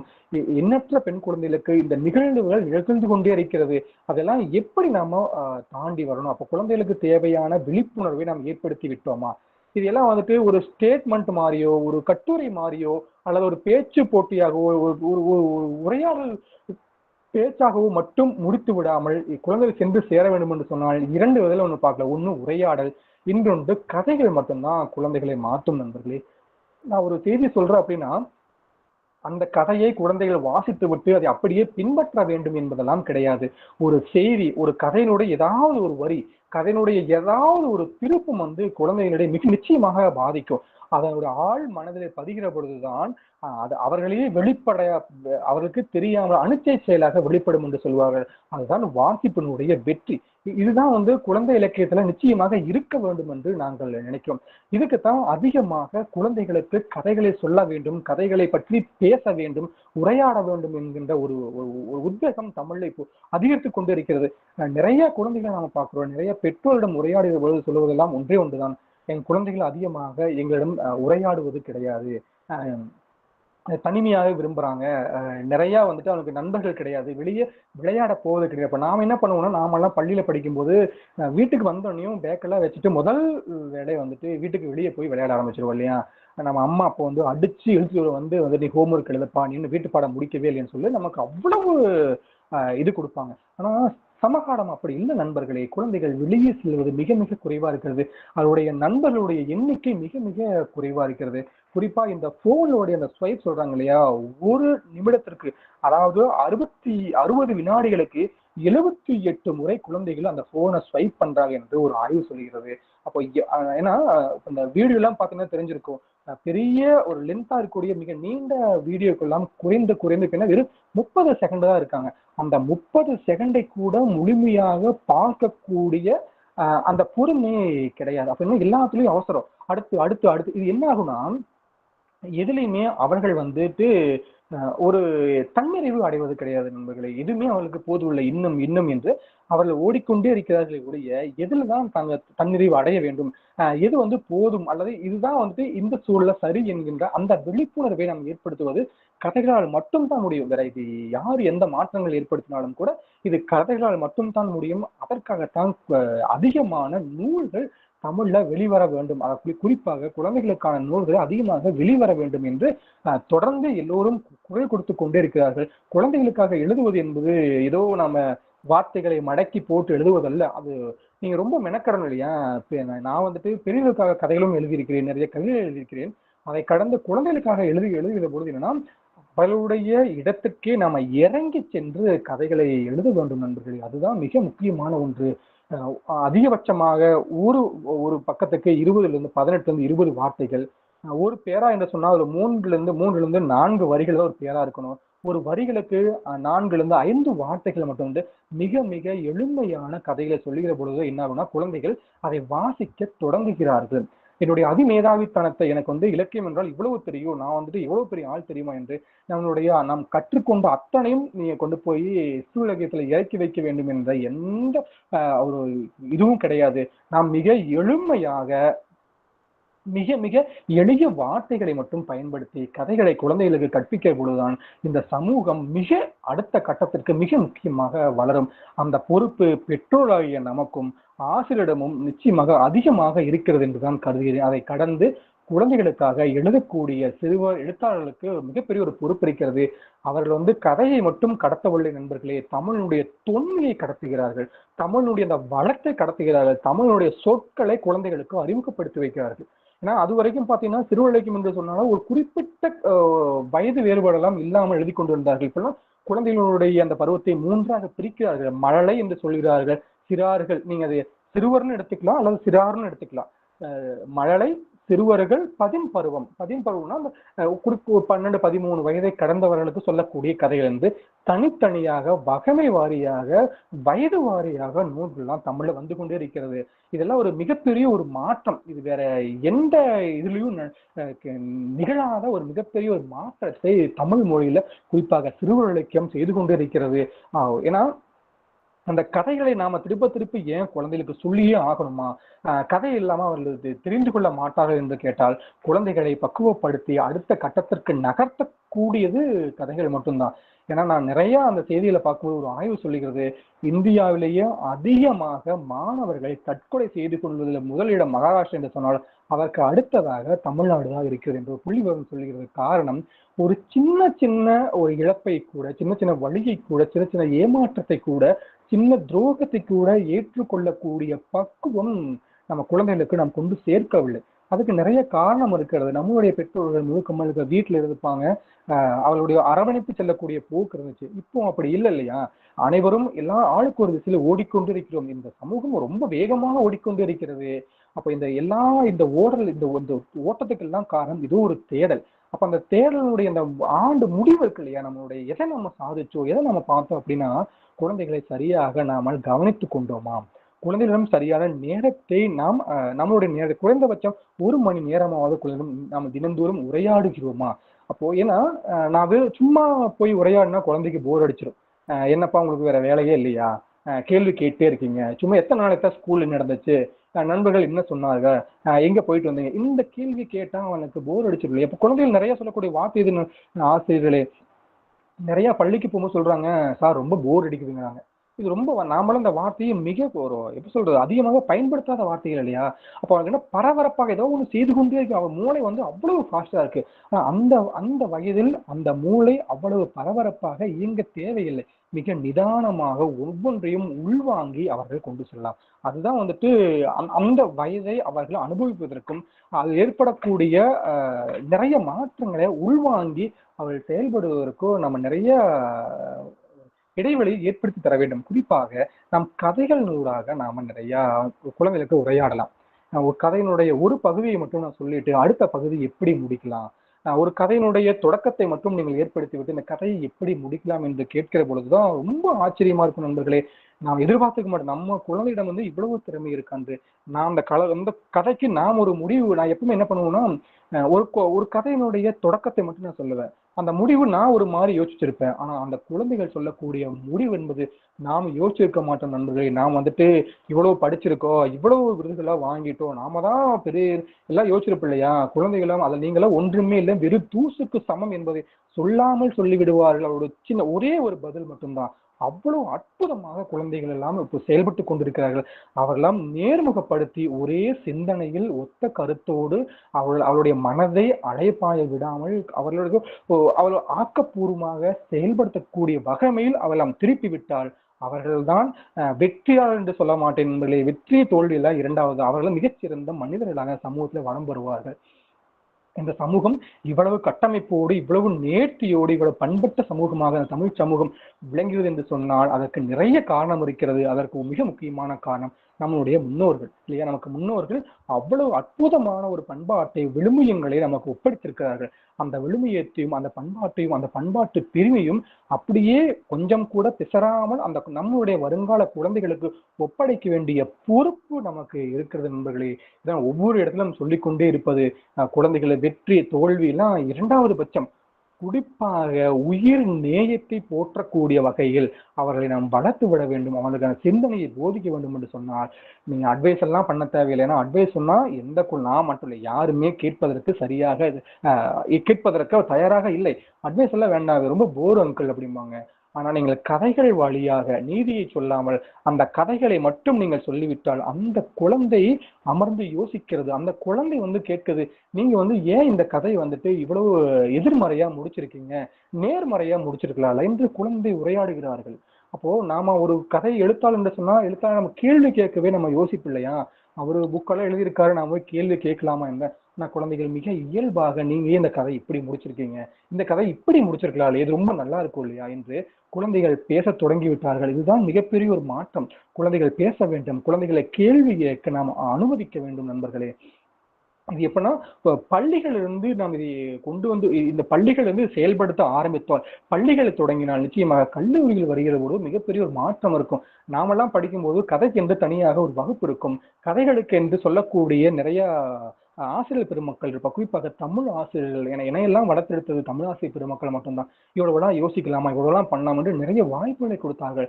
இப்பெல்லாம் என்ன பண்றோம், பிடி பீரியட் கூட கடன் வாங்கி நாம வேறொரு வகுப்பை எடுத்துக்கொண்டிருக்கிறோம். முழுக்க முழுக்க மாணவர்களை எண்களில் வழியாகத்தான் நாம் பார்க்கிறோம். எவ்வளவு மதிப்பெண் எடுத்தா எந்த வகுப்பு படிக்கிறோம் என்று மதிப்பெண்களை மட்டுமே வைத்துக் கொண்டு அவர்களெல்லாம் எடை போட்டுக் கொண்டிருக்கிறோம். மதிப்பெண் என்னை பொறுத்த வரைக்கும் நண்பர்களை மதிப்பெண்கள், நான் இப்போ ஒரு பெரிய ஒரு எம்என்சி கம்பெனில ஒர்க் பண்ணிருக்கேன். நான் படித்ததற்கும் நாங்க ஒர்க் பண்ணக்கூடிய ஒரு யூஎஸ் பேஸ்டு பெரிய எம்என்சி கம்பெனி, மிகப்பெரிய 5 நிறுவனங்களில் நிறுவனம் ஒன்று. நான் அங்க பணியாற்றினா நான் கற்ற கல்வி நான் பார்க்கிறேன், அதுக்கும் நான் ஒர்க் பண்றதுக்கும் சம்மந்தம் இருக்கான்னு பார்த்தா நண்பர்களை துளி கூட சம்மதம் கிடையவே கிடையாது. நான் கற்ற கல்வி எனக்கு எதுக்கு பயன்படுச்சு, என்ன அந்த நிறுவனத்தினுடைய வாசல் படி செல்வதற்கு எனக்கு பயன்பட்டது இல்லையா? அந்த மதிப்பெண்ணாகட்டும், அங்கே கேட்கக்கூடிய கேள்விகளுக்கு நான் பதில் சொல்ல முடிந்தது. அதை கடந்து தினந்தோறும் வரக்கூடிய அத்தனை சவால்களையும் நாம் எதிர்கொண்டு அந்த பணியை முடிக்க வேண்டும் என்று சொன்னால் நமக்கு தேவைப்படுவது ஒன்றே ஒன்றுதான், சமயோஜித புத்தி. இரண்டாவது அதை உள்வாங்கிக் கொள்ளக்கூடிய கற்றுக்கொள்ளக்கூடிய ஆர்வம். இந்த 2 இருந்தால் மட்டும்தான் நம்ம அதிகமாக நீண்ட நாட்கள் அதே துறையில பயணிக்க முடியும். அப்போ நாம என்ன திருப்பி குழந்தைகள்ல நீங்க மார்க் மட்டும் வாங்கிட்ட போது போயிடலாம், அதெல்லாம் மாறிவிட்டது நண்பர்களை. இப்பெல்லாம் இந்த செயற்கை நுண்ணறிவு என்பது ஒவ்வொரு அலுவலகத்திலும் வந்துவிட்டது. செயற்கை நுண்ணறிவு நான் ஒரு பிராம்ப்ட் கொடுத்தா அப்படின்னா அதை அப்படியே எடுத்து கொடுத்து விடுவது நண்பர்களே. இன்னும் சொல்ல போனா கதைகளுக்கான கருவை கொடுத்தாலும் சரி, அதை அப்படியே எடுத்து கொடுத்துருது. அப்போ உலகம் வேற ஒரு திசையை நோக்கி பயணித்துக் கொண்டிருக்கிறது. நீங்க கற்றுதான் போகணும், படிச்சுதான் போகணும் இல்லை, நீங்க படிக்காட்டியும் கூட எனக்கு இது வேணும், இது என்ன பண்ணலாம் அப்படின்னு ஏஐ கேட்டா ஏஐ அவ்வளவு தெளிவாக ஒன்று இல்லை 4-5 பதில் தருது. நாம் ஒரு கேள்வி கேட்டா ஒரு பதில் கொடுப்போம், ஏஐ 4-5 பதில் கொடுக்குது. நீ உனக்கு எது பிடிச்சதோ எடுத்திருக்க அப்படின்னு சொல்லுது. அப்போ நமக்கு என்ன வேண்டும் என்று சொன்னால் எனக்கு ஒன்று தேவை இருக்கிறது, அந்த தேவையை நாம் எப்படி கேட்டு பெற்றுக்கொள்ள வேண்டும் என்கின்ற தெளிவை ஏற்படுத்தி விட்டால் போதும் இல்லையா? அது அந்த தேடலை மட்டும் நாம் கற்பித்து விட்டால் போதும். நாம் எந்த இடத்திலும் சரி நம்ம அந்த சமகாலத்தை இப்போலாம் அந்த சர்வை ரொம்ப ரொம்ப ரொம்ப அதிகமா இருக்கு. ஏன்னா நம்மளுடைய தலைமுறையை தாண்டி இந்த குழந்தைகள்லாம் பார்க்கும்போது ரொம்ப பரிதாபமா இருக்கிறது. இன்னும் 10 ஆண்டுகள், இன்னும் 20 ஆண்டுகள் கழித்து இந்த உலகம் ரொம்ப வேகமாக போய்கொண்டே இருக்கிறது. எங்கு இவ்வளவு வேகமாக ஓடிக்கொண்டிருக்கிறது இந்த உலகத்தில் அந்த சக குடும்பத்தினுடைய அந்த பாசம், அன்பு, அரவணைப்பு, ஒருவருக்கு ஒருவர் ஒத்துழைப்போடு விட்டு கொடுத்த அந்த மனப்பான்மை எல்லாம் நம்ம குழந்தைகளுக்கு கற்றுக் கொடுக்க வேண்டியது நேரடியாக கற்றுக் கொடுப்பதை விட கதைகளின் வழியாக மிக அற்புதமாக கற்றுக் கொடுக்கலாம். காரணம் நாம் வாழ்கிற பொழுது நம்மளுடைய தாத்தா பாட்டி கூட இருந்தாங்க இல்லையா? சின்ன சின்ன விஷயத்தை கூட தாத்தா பாட்டிகள்லாம் சொல்லிக்கொண்டே இருப்பார்கள். அவங்களுக்கு நேரம் நிறையாக இருந்தது. நம்மளுடைய நிறைகளை, குறைகளை, நம்முடைய தோல்விகளை, வருத்தங்களை, நண்பர்களோடு ஏற்பட்ட அந்த மனக்கசப்பை எல்லாம் அவரோட சொல்லி நம்ம பகிர்ந்து கொள்ளக்கூடிய வாய்ப்பு இருந்துச்சு. இப்பெல்லாம் பெற்றோர்கள் அம்மா ஒரு பக்கம் வேலைக்கு போயிட்டு நைட்டு வராங்க, அப்பா ஒரு பக்கம் போயிட்டு வராங்க. அப்ப குழந்தைகள் யாரிடம் உரையாடலாம், யாரிடம் தன்னுடைய கருத்தை பகிர்ந்து கொள்ளலாம் என்று அவர்கள் தேடுகிற பொழுது கிடைக்கக்கூடிய ஒன்றே ஒண்ணுதான் இணையம். அது குறிப்பாக இந்த இன்ஸ்டா வந்த பிறகுதான் நிறைய மாற்றங்கள் குழந்தைகளுடைய மனதளவில் ஏற்பட்டு விட்டது. ஏன்னா அந்த வீடியோ போடுறாங்க இல்லையா, அப்ப அதனுடைய நிஜமான வாழ்க்கை என்று தவறுதலாக நினைத்துக் கொள்கிறார்கள். அந்த ஒரு 30-40 செகண்ட் வீடியோ தான் அப்போ அவர்கள் இவ்வளவு மகிழ்ச்சியாக வாழ்ந்து கொண்டிருக்கிறார்கள். அவருடைய பெற்றோர்கள் குழந்தைய ரொம்ப நல்லா வச்சுக்கிறாங்க. அப்ப நம்ம அப்பா கவனிப்பதில்லை, அப்ப நமக்கு மட்டும் ஏன் வாழ்க்கை இப்படி இருக்கு என்று அந்த வீடியோ மட்டும்தான் உண்மை என்று குழந்தைகள் நம்பிக்கொண்டிருக்கிறார்கள். அதெல்லாம் இல்லை, அதெல்லாம் வெறும் ஒரு பொழுதுபோக்குக்கான ஒரு செயலி மட்டும்தான். என்கின்ற ஒரு புரிதலை, ஒரு தெளிவை நாம் குழந்தைகளுக்கு ஏற்படுத்த வேண்டிய மிகப்பெரிய ஒரு கட்டாயத்தில் நாம் இந்த நிகழ்காலத்தில் இருக்கிறது. இது ஒவ்வொருவருக்குமான ஒரு கூட்டு பொறுப்பு. ஏன்னா இது பெற்றோர்கள் மட்டும்தான் பார்க்கணும், இல்ல ஆசிரியர்கள் மட்டும்தான் பார்க்கணும், இல்ல இது நூல் ஆசிரியர்கள் மட்டும்தான் பார்க்கணும், இல்ல சமூகம் மட்டும்தான் பார்க்கணும் என்று நீங்கள் யாரு பேரிலும் தனித்தனியாக நீங்கள் ஒதுக்கிவிட முடியாது நண்பர்களே. இது ஒரு கூட்டு பொறுப்பு. அனைவரும் ஒன்றிணைந்து அனைவரும் ஒன்று சேரதான் இந்த குழந்தைகளை அரவணைத்து கொண்டு சேர்க்க வேண்டும். அதற்கு மிக முக்கியமான காரணமாக இருப்பது, மிக முக்கியமான ஒரு ஒரு கிரியா ஊக்கியாக இருப்பதுதான் சிறுவர்களுக்கும் அப்படின்னு சொல்றது. இந்த சிறுவர்களுக்கு பாத்தீங்கன்னா நிறைய வகைகள் இருக்குது. நம்ம சிறுவர்களுக்கு சொன்னா தொடர்ந்து கதைகளை மட்டுமே நாம் அதிகமாக பார்த்து கொண்டிருக்கிறோம். கதைகள் மட்டுமல்ல, இதில் நிறைய நாடகங்கள் இருக்குது. இப்ப எப்படி நம்ம குழந்தை பெரியவர்களுக்கு பிரிச்சுக்கணும் இல்லையா, புது கவிதை, நவீன கவிதை, ஹைக்கூ, அதை தாண்டி இப்போ சென்றியோ, லிமரிக்கோ, தன்முனை கவிதையிலிருந்து ஒரு பிரிவு இருக்கிறது. இந்த பக்கம் நாவல் என்று, குறு நாவல் என்றெல்லாம் நிறைய வகைமை இருக்கிறது இல்லையா. அத்தனை வகைமைகளும் சிறுவலக்கியத்திலும் இருக்கிறது என்பர்களே. அதிகமாக பேசப்படுவது இங்கு கதைகள். கதைகளை கடந்து நாவல், குறு நாவல், குறிப்பாக குழந்தைகளுக்கான பாடல்கள் எழுதுவது தமிழ்ல மிக குறைவாக இருக்கிறது. பாடலை கடந்து கதை பாடல்கள் எழுதக்கூடிய எண்ணிக்கை இப்ப இந்த ஆண்டு நீங்க பாத்தீங்கன்னா இந்த 2025 தமிழ்ல வெளிவந்த கதை பாடலுடைய எண்ணிக்கை பாத்தீங்கன்னா 10 கூட கிடையாது. தமிழ்ல வெளிவந்த நாடக நூல்கள், சிறுவர்களுக்கான நாடக நூல்கள் பாத்தீங்கன்னா 10 கூட கிடையாது நண்பர்களே. இரட்டை இலக்கியத்தை நாம் தாண்டவில்லை இல்லையா. அப்போ அதாவது தீர்மானமாக அப்படியான இலக்கிய வகமை இருக்கிறது என்பது கூட தெரியாமல் போய்விட்டது. கதைகளை மட்டுமே நாம் கவனம் செலுத்திக் கொண்டிருக்கிறோம் இல்லையா. சில குழந்தைகளுக்கு கதைகள் பிடிக்கும், சில குழந்தைகள் நாவல் படிக்கிறது பிடிக்கும், சில குழந்தைகள் பாத்தீங்கன்னா கதை பாடல் படிப்பாங்க. கதை பாடல்னா அதுல குறிப்பாக வேடிக்கை பாடல் இருக்கிறது, வினோத பாடல்கள், விடுகதை பாடல்கள், நையா ஆண்டி என்று நிறைய வகைமையில கதை பாடல் இருக்கிறது. ஏன்னா நீங்க அதிகமா அளவள்ளியப்பனுடைய கதை பாடலை பார்க்கலாம். அதையும் கடந்து நிறைய பேர் பள்ளியில படிச்சிருப்போம் இல்லையா. ஆனந்தர் கோ மோகனரங்கனுடைய கதை பாடல் மிக அற்புதமாக இருக்கும் நண்பர்களே.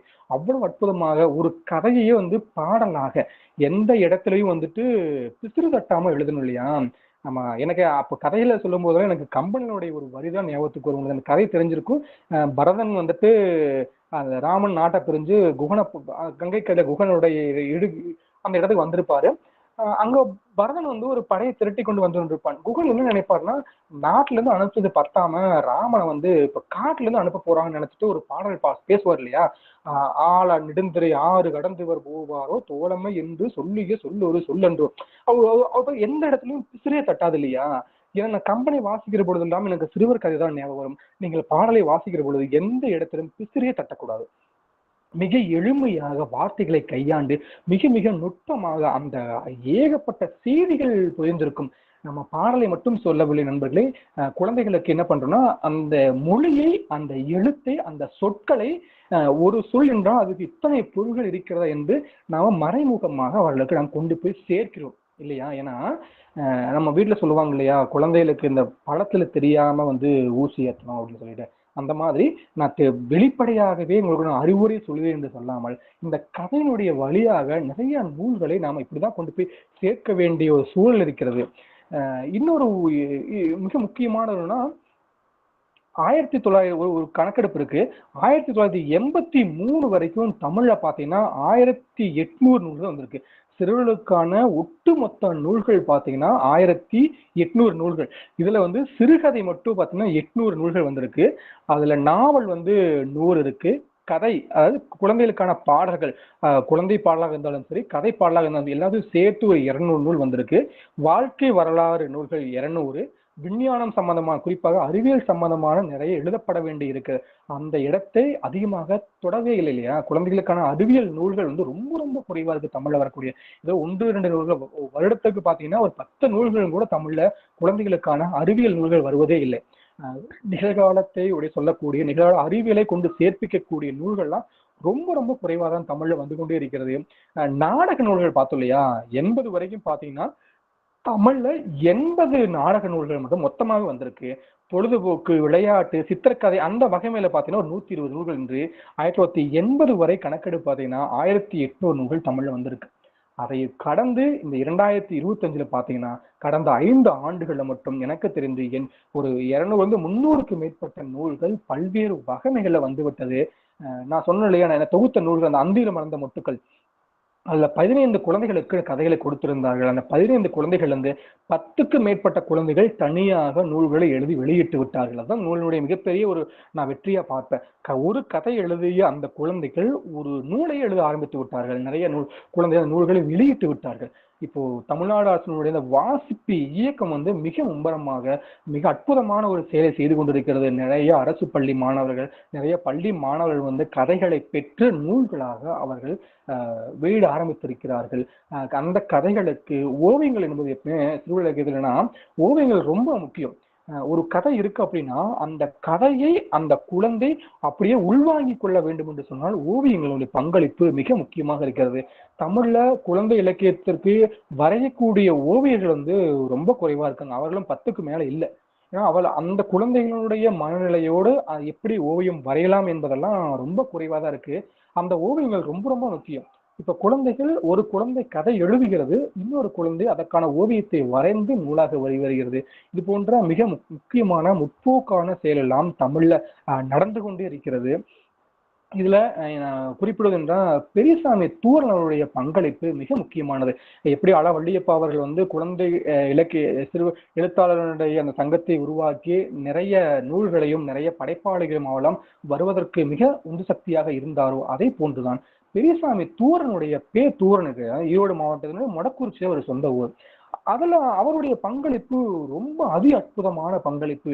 ஏன்னா அவர் தான் வந்துட்டு பாரதியினுடைய நிறைய நூல்கள் வருவதற்கும் முன்னோடியாக கூட நம்ம பெரியசாமி தூரனை தான் பார்க்க. கிட்டத்தட்ட பாரதி குறித்து மட்டும் 11 நூல்களை ஆய்வு செய்திருக்கிறார். குழந்தைகளுக்கான அறிவியல் நூல்கள் மட்டும் 5 நூல்கள் வந்திருக்கிறது. அவர் செய்த மிக முக்கியமான ஒன்று என்னன்னா, குழந்தைகளுக்கான கதை களஞ்சியத்தை அவர் தொகுத்தார். தமிழ்ல எனக்கு தெரிஞ்சு ஒரு களஞ்சியம் வரும்போது மிக முக்கியமான ஒன்று இல்லையா? அந்த களஞ்சியத்தை அந்த கலை களஞ்சியத்தை முடித்த பிறகு சிறுவர்களுக்கான கலை களஞ்சியத்தை தொகுத்து அதை வெளியிட்ட பெருமை. கிட்டத்தட்ட 10 தொகுதிகளும், ஒவ்வொரு தொகுதியும் கிட்டத்தட்ட 100 பக்கங்கள் இருக்கு இல்லையா? அந்த 10 தொகுதிகளாக குழந்தைகளுக்கான கலை களஞ்சியத்தை அவர் எழுதி தொகுத்து வெளியிட்டார். அந்த மிகப்பெரிய ஒரு சாதனையை செய்தவர் தான் பெரியசாமி தூரம். ஜெயமோகன் சொல்லும் போதெல்லாம் ஒன்று சொல்லிக்கொண்டே இருப்பார். அப்போல்லாம் 70, 80கள் எல்லாம் பாத்தீங்கன்னா எல்லா குழந்தைகளுக்கும் பெரியசாமி தூரனுடைய பேர் ரொம்ப நினைவிருக்கிறது. காரணம்னா அவருடைய பாடல்கள் வந்து நிறைய வந்து பள்ளிகள்ல பாடமா இருந்திருக்கிறது. அப்ப ஆரம்பத்துல என்ன பண்ணுவாங்கன்னா, நிறைய இந்த எழுதக்கூடிய நிறைய எழுத்தெல்லாம் ஒருங்கிணைத்து அரசு என்ன பண்ணுச்சுன்னா, குழந்தைகளுடைய பாடல்களை எழுதி வாங்கி பாடல்ல வெளியிட்ட ஆரம்பிச்சாங்க. பாட தொகுப்பு நூலை வெளியிட்ட ஆரம்பிச்சாங்க. அப்போ அந்த தொகுப்பு வழியாக நிறைய கதைகளும் நிறைய கதை பாடல்களும் குழந்தை பாடல்களும் நிறைய மாணவர்களுக்கு சென்று சேர்ந்தது. அப்படி சென்று சேர்ப்பிக்கப்பட்டவர் தான் பெரியசாமி தூரன். அவருடைய பங்களிப்பு என்பது மிக மிக முக்கியமானது தமிழ்ல சிறுவர் இலக்கியங்களுடைய பங்களிப்பு. ஏன்னா எனக்கு தெரிஞ்சு இப்போ அண்மையில வள்ளியப்பனுடைய 100ஆண்டு வந்த போது கூட ராயவரத்தில் அவருக்கான சொந்த ஊர்ல ஒரு மார்பளவு சிலையை திறந்து வைத்து அரசு சிறப்பு செய்தார்கள். ஆனால் இவ்வளவு நிறைய செய்திகளை, நூல்களையும் ஆய்வுகளையும் செய்த பெரியசாமி தூரனை பற்றிய நிறைய நூல்கள் வெளிவரவே இல்லை.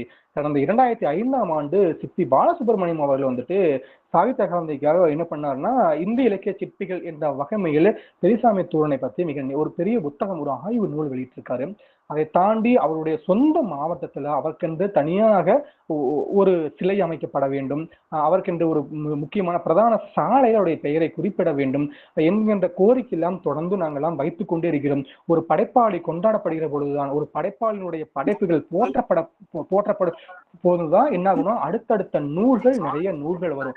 எந்த சமூகம் படைப்பாளி அதிகமாக கொண்டாடுகிறதோ, எந்த சமூகம் நூல்களை அதிகமாக வாசிக்கிறதோ அந்த சமூகம் நிச்சயமாக மேம்பட்ட சமூகமாக இருக்கும். நண்பர்களே, இன்னும் சில தகவல்களை மட்டும் சொல்லி விடைபெறலாம் என்று நினைக்கிறேன். முதல்ல தமிழ்ல பாத்தீங்கன்னா எப்ப ஒரு குழந்தை பாடல் தொகுப்பு வந்துச்சு அப்படின்னா அது தமிழ்நாட்டிலிருந்து வரவில்லை. அதுதான் ஒரு குறிப்பு. இந்த நூல் பாத்தீங்கன்னா 1935 இலங்கையில நிறைய கவிஞர்களாம் ஒன்று சேர்ந்து ஒரு குழந்தைகளுக்கான கதை பாடல்களை தொகுத்து பிள்ளை பாட்டு என்கின்ற ஒரு நூலாக வெளியிட்டார்கள். அதை தொகுத்தவர் யாருன்னா KS அருணந்தி என்பதுதான் வெளியிட்டார். அதுதான் தமிழ்ல முதலாக வெளிவந்த குழந்தை பாடல் தொகுப்பு நூல். தனிப்பட்ட நூல் அல்ல, தொகுப்பு நூல். அந்த தொகுப்பு நூலும் பாத்தீங்கன்னா தமிழ்நாட்டை கடந்து இலங்கையிலிருந்தா வெளிவந்திருக்கிறது. அதற்கு பின்பு 1970 பாத்தீங்கன்னா முத்துக்குவியல் என்கின்ற பெயர்ல தமிழகத்தில் இருக்கக்கூடிய கவிஞர்கள், அதாவது குழந்தை படைப்பாளிகள், இலங்கை, மலேசியா போன்ற அந்த நாடுகளுக்குரிய அந்த படைப்பாளரோட நூல்கள் எல்லாம் தொகுத்து 130 பாடல்களை 63 குழந்தை எழுத்தாளர் எழுதியிருந்தார்கள். அந்த நூல்களை வெளியிட்டார்கள். அதைய பத்தி தினந்தோறும் பாத்தீங்கன்னா பூவண்ணன் அவர்கள் அகில இந்திய வானொலி இருந்தபோது தினந்தோறும் ஒரு சிறார் படைப்பாளியை அவர்கள் அறிமுகம் செய்து வைத்தார். அந்த முத்துக்குவியல் என்ற தொகுப்பு நூல் இருக்கக்கூடிய படைப்பாளிகளை அறிமுகம் செய்து வைத்தார். இது குழந்தைகளுடைய பாடல். அதை கடந்து கதை பாடல் எப்போ வந்துச்சு அப்படின்னா, நான் எப்பவுமே சொல்லுவேன், முதல் நூல் தமிழ்ல கதை பாடல் என்ற நூலை வெளியிட்டது என்ன, பேனா அப்புசாமி இருக்காரு இல்லையா, அவர் தான் முதலாக கதை பாடல் என்கின்ற நூலை தமிழ்ல கொண்டு வராரு. சித்திர கதைப்பாட்டு என்ற நூல் தமிழ்ல வெளிவருகிறது. அதை கடந்து நிறைய 1977 பாத்தீங்கன்னா 60 கவிஞர்களுடைய கதை பாடலை தொகுத்து சிறுவர் கதை பாடல்கள் என்ற பெயர்ல தமிழ் எழுத்தாளருடைய கூட்டுறவு சங்கம் இந்த நூலை வெளியிட்டது. நாடகம் பாத்தீங்கன்னா ரொம்ப ரொம்ப குறைவு நண்பர்களே. தமிழ்ல சிறுவர்களுக்கான நாடகம் வந்து ரொம்ப குறைவா வந்திருக்கு. 1955 என்ன பண்ணாங்கன்னா குழந்தை எழுத்தாளர் சங்கம் வந்துட்டு சென்னையில வந்து ஒரு நாடக திருவிழாவே நடத்தியது. ஒரு 6 நாடகங்கள் 6 மணி நேரம் 6 சிறுவர் சங்கங்கள் இணைந்து அந்த ஒரு நாடகத்தை அரங்கேற்றினார்கள். அந்த நாடகத்தினுடைய அரங்கேற்றத்தை கூட அன்றைய ராஜாஜி அவர்கள் தான் வந்து அதை தொடங்கி வைத்தார் என்று பார்க்க முடிகிறது. இப்படி நிறைய நூல்கள் எல்லாம் வெளிவரணும். அப்ப நிறைய நாடக நூல்களா வரணும்னு சொன்னா குழந்தைகளுக்கான அந்த சில்ட்ரன் தியேட்டர்ஸ் இருக்கு இல்லையா, நிறைய குழந்தைகளுக்கான இது போன்ற இயங்குதளங்கள் எல்லாம் வெளிவர வேண்டும். நம்ம சிறுவர்களுக்கு என்று சொன்னால் குறிப்பாக நம் கதைகளை மட்டும் எழுதாமல் இதை கடந்து இப்ப அண்மையில பாத்தீங்கன்னா கல்லை மலரடியானவருடைய சிறார் கதைப்பாடல்கள், கன்னிக்கோவில் ராஜாவுடைய கதைப்பாடல்கள் ரொம்ப நல்லா இருக்கும். ரொம்ப குறைவாதான், நம்ம விரல் விட்டு எண்ணிடலாம். தமிழ்ல கதைப்பாடல் எழுதக்கூடிய எண்ணிக்கை வந்து நம்ம விரல் விட்டு எண்ணிக்கொண்டு போய்விடலாம். கதை எழுதக்கூடிய எண்ணிக்கை அதிகரித்துக் கொண்டு இருக்கிறது. கதை பாடல்களோ அல்லது நாடகங்களோ எழுதக்கூடிய எண்ணிக்கை குறைவாக இருக்கிறது. அப்ப குழந்தைகளுக்கு எல்லா வகைமைகளிலும் நாம் நூல்களை கொடுத்து கொண்டே இருக்கோம் நண்பர்களே. ஈரோடு தமிழ் அவர்கள் பேசும்போது ஒரு அற்புதமான ஒரு கதை சொல்லுவார். இது ரவீந்திரநாத் தாகூர் அவர்கள் எழுதிய ஒரு கதை. அந்த கதையை உங்களுக்கு ஒரு சுருக்கமாக சொல்லி நான் நிறைவு செய்கிறேன். ஏன்னா ஒரு ஆசிரியர் வகுப்புக்கு வராரு. வந்த உடனே என்ன சொல்றாருன்னா, மாணவர்களே இன்னைக்கு நாம் வந்துட்டு ஒரு மலரை வரைய போகிறோம் என்று சொல்றார். சொன்ன உடனே அந்த குழந்தை என்ன நினைக்கிறாங்கன்னா, அப்படியா, நான் எனக்கு ஒரு ரோஜா ரொம்ப பிடிக்கும், நான் ரோஜாவை வரைய போகிறேன். இன்னொரு குழந்தை நினைக்குது, எனக்கு தாமரை ரொம்ப பிடிக்கும், நான் தாமரையை நான் வரைய போறேன். எனக்கு மல்லிகைப்பூ பிடிக்கும், நான் மல்லிகை வரைய போறேன் என்று இப்படி நிறைய குழந்தைகள் தங்களுக்கு பிடித்தமான ஒரு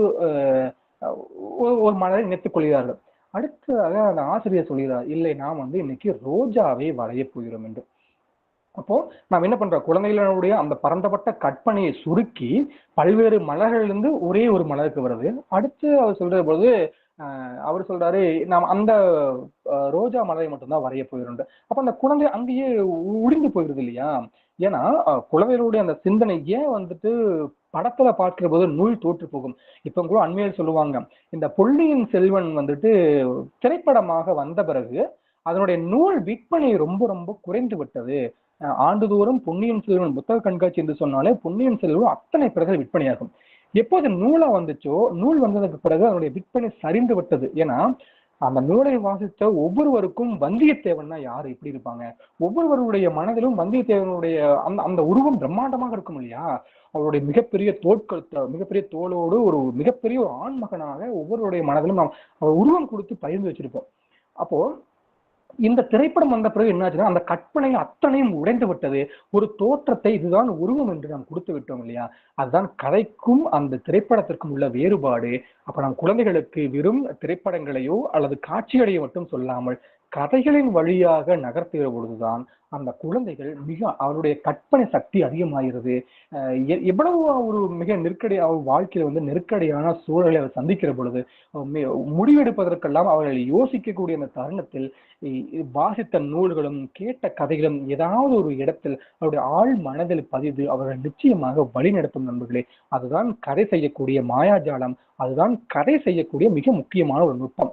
ஏன்னா கடந்த 15 ஆண்டுகளா பாத்தீங்கன்னா சாகித்ய அகாதமி கடந்த 2010 இருந்து தொடர்ந்து நிறைய பரிசுகளை அறிவித்துக் கொண்டே இருக்கிறது. தமிழ்ல நிறைய அமைப்புகள் இப்பெல்லாம் குழந்தைகளுக்கான எழுதக்கூடிய நூல்களுக்கு பரிசு வழங்கக்கூடிய அமைப்பின் எண்ணிக்கை முதல் ரொம்ப குறைவா இருந்தது. இப்பொழுதெல்லாம் நிறைய அமைப்புகள் தொடர்ந்து போட்டி போட்டுக்கொண்டு குழந்தை இலக்கியத்திற்கென்று தனியாக சிறப்பு பரிசுகளை அறிவித்துக் கொண்டே இருக்கிறார்கள். கடந்த 2010 ஆண்டுல இருந்து பாத்தீங்கன்னா சாகித்ய பால புரஸ்கார் விருது வழங்கப்பட்டே கொண்டிருக்கிறது. இந்த கமலவேலன் அந்தோணி ஆட்டுக்குட்டி தான் தமிழ்ல சாகித்ய அகாதமி பரிசு வாங்கின முதல் நூலா பார்க்கிறோம். கடந்த ஆண்டு பாத்தீங்கன்னா விஷ்ணுபுரம் சரவணன் எழுதிய ஒற்றை சிறகு ஓவியா என்ற நூல் வரை கிட்டத்தட்ட 15 நூல்களுக்கு இதுவரை சாகித்ய பால புரஸ்கார் விருது வழங்கப்பட்டிருக்கிறது. அல்ல பாலபாரதி அவர்கள் எழுதிய இந்த மரப்பாச்சி சொன்ன ரகசியம் வந்துட்டு மிக முக்கியமான ஒரு மாற்றத்தை ஏற்படுத்தியது. பெண் குழந்தைகளுக்கு வந்துட்டு அந்த குட் டச் பேட் டச் இருக்கு இல்லையா, அதை வந்து எப்படி சொல்லி கொடுப்பது என்று அதை வந்து நம்ம குழந்தைகளிடம் பேசலாமா, ஏன்னா குழந்தைகள் ஒருவேளை தவறாக எடுத்துக்கொள்வார்களோ, இதெல்லாம் பேசலாமா என்று தயங்கி கொண்டிருந்த அத்தனையும் உடைத்து விட்டு நம்ம குழந்தையிடம் நாம் இதெல்லாம் நிச்சயமாக பேச வேண்டும் என்கின்ற ஒரு மாற்றத்தை ஏற்படுத்திய நூல்தான் அந்த மரப்பாச்சி சொன்ன ரகசியம். அதுவும் கூட சாகித்ய பால புரஸ்கார் விருது பெற்றது.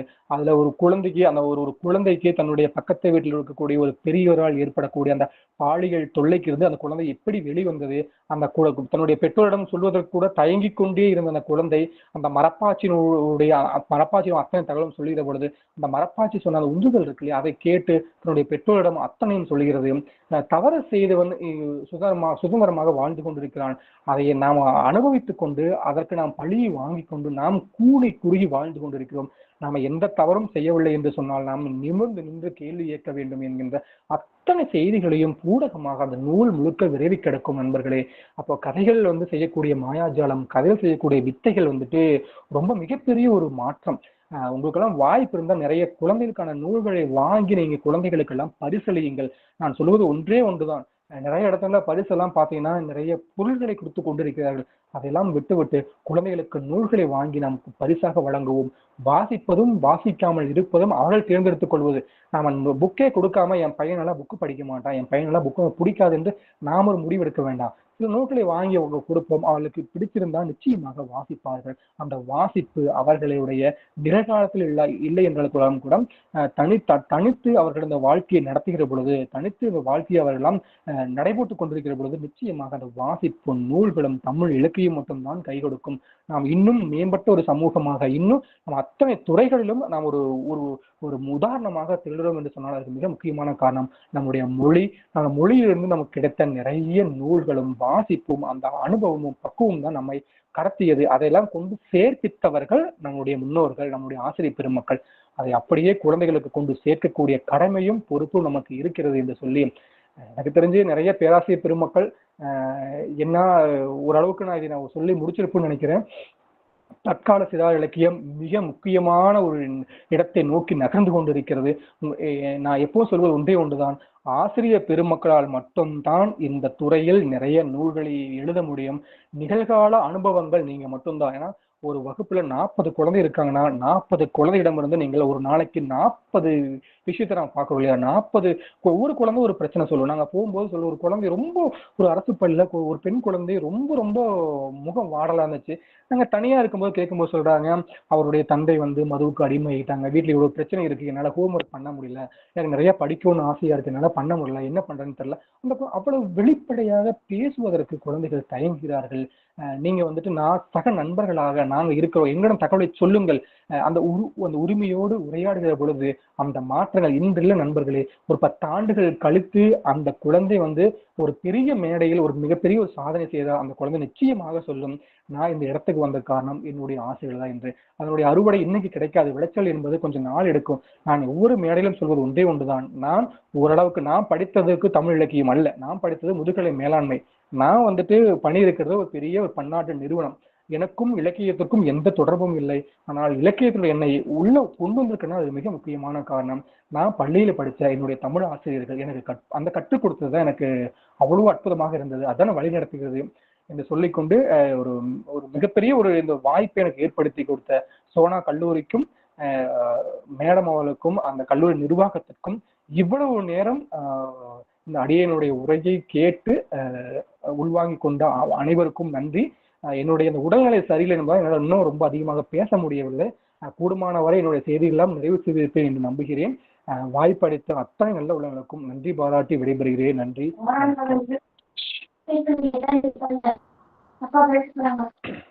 நன்றி ஐயா. குழல் இனிது யாழ் இனிது என்பர் தம் மக்கள் மழலை சொல் கேளாதவர் என்ற குரல் இங்கு நினைவு கூறத்தக்கது. இனி நிச்சயம் மழலை சொற்களை செவி கொடுத்து மகிழ்வோம். மழலையோடு மழலையாவோம்.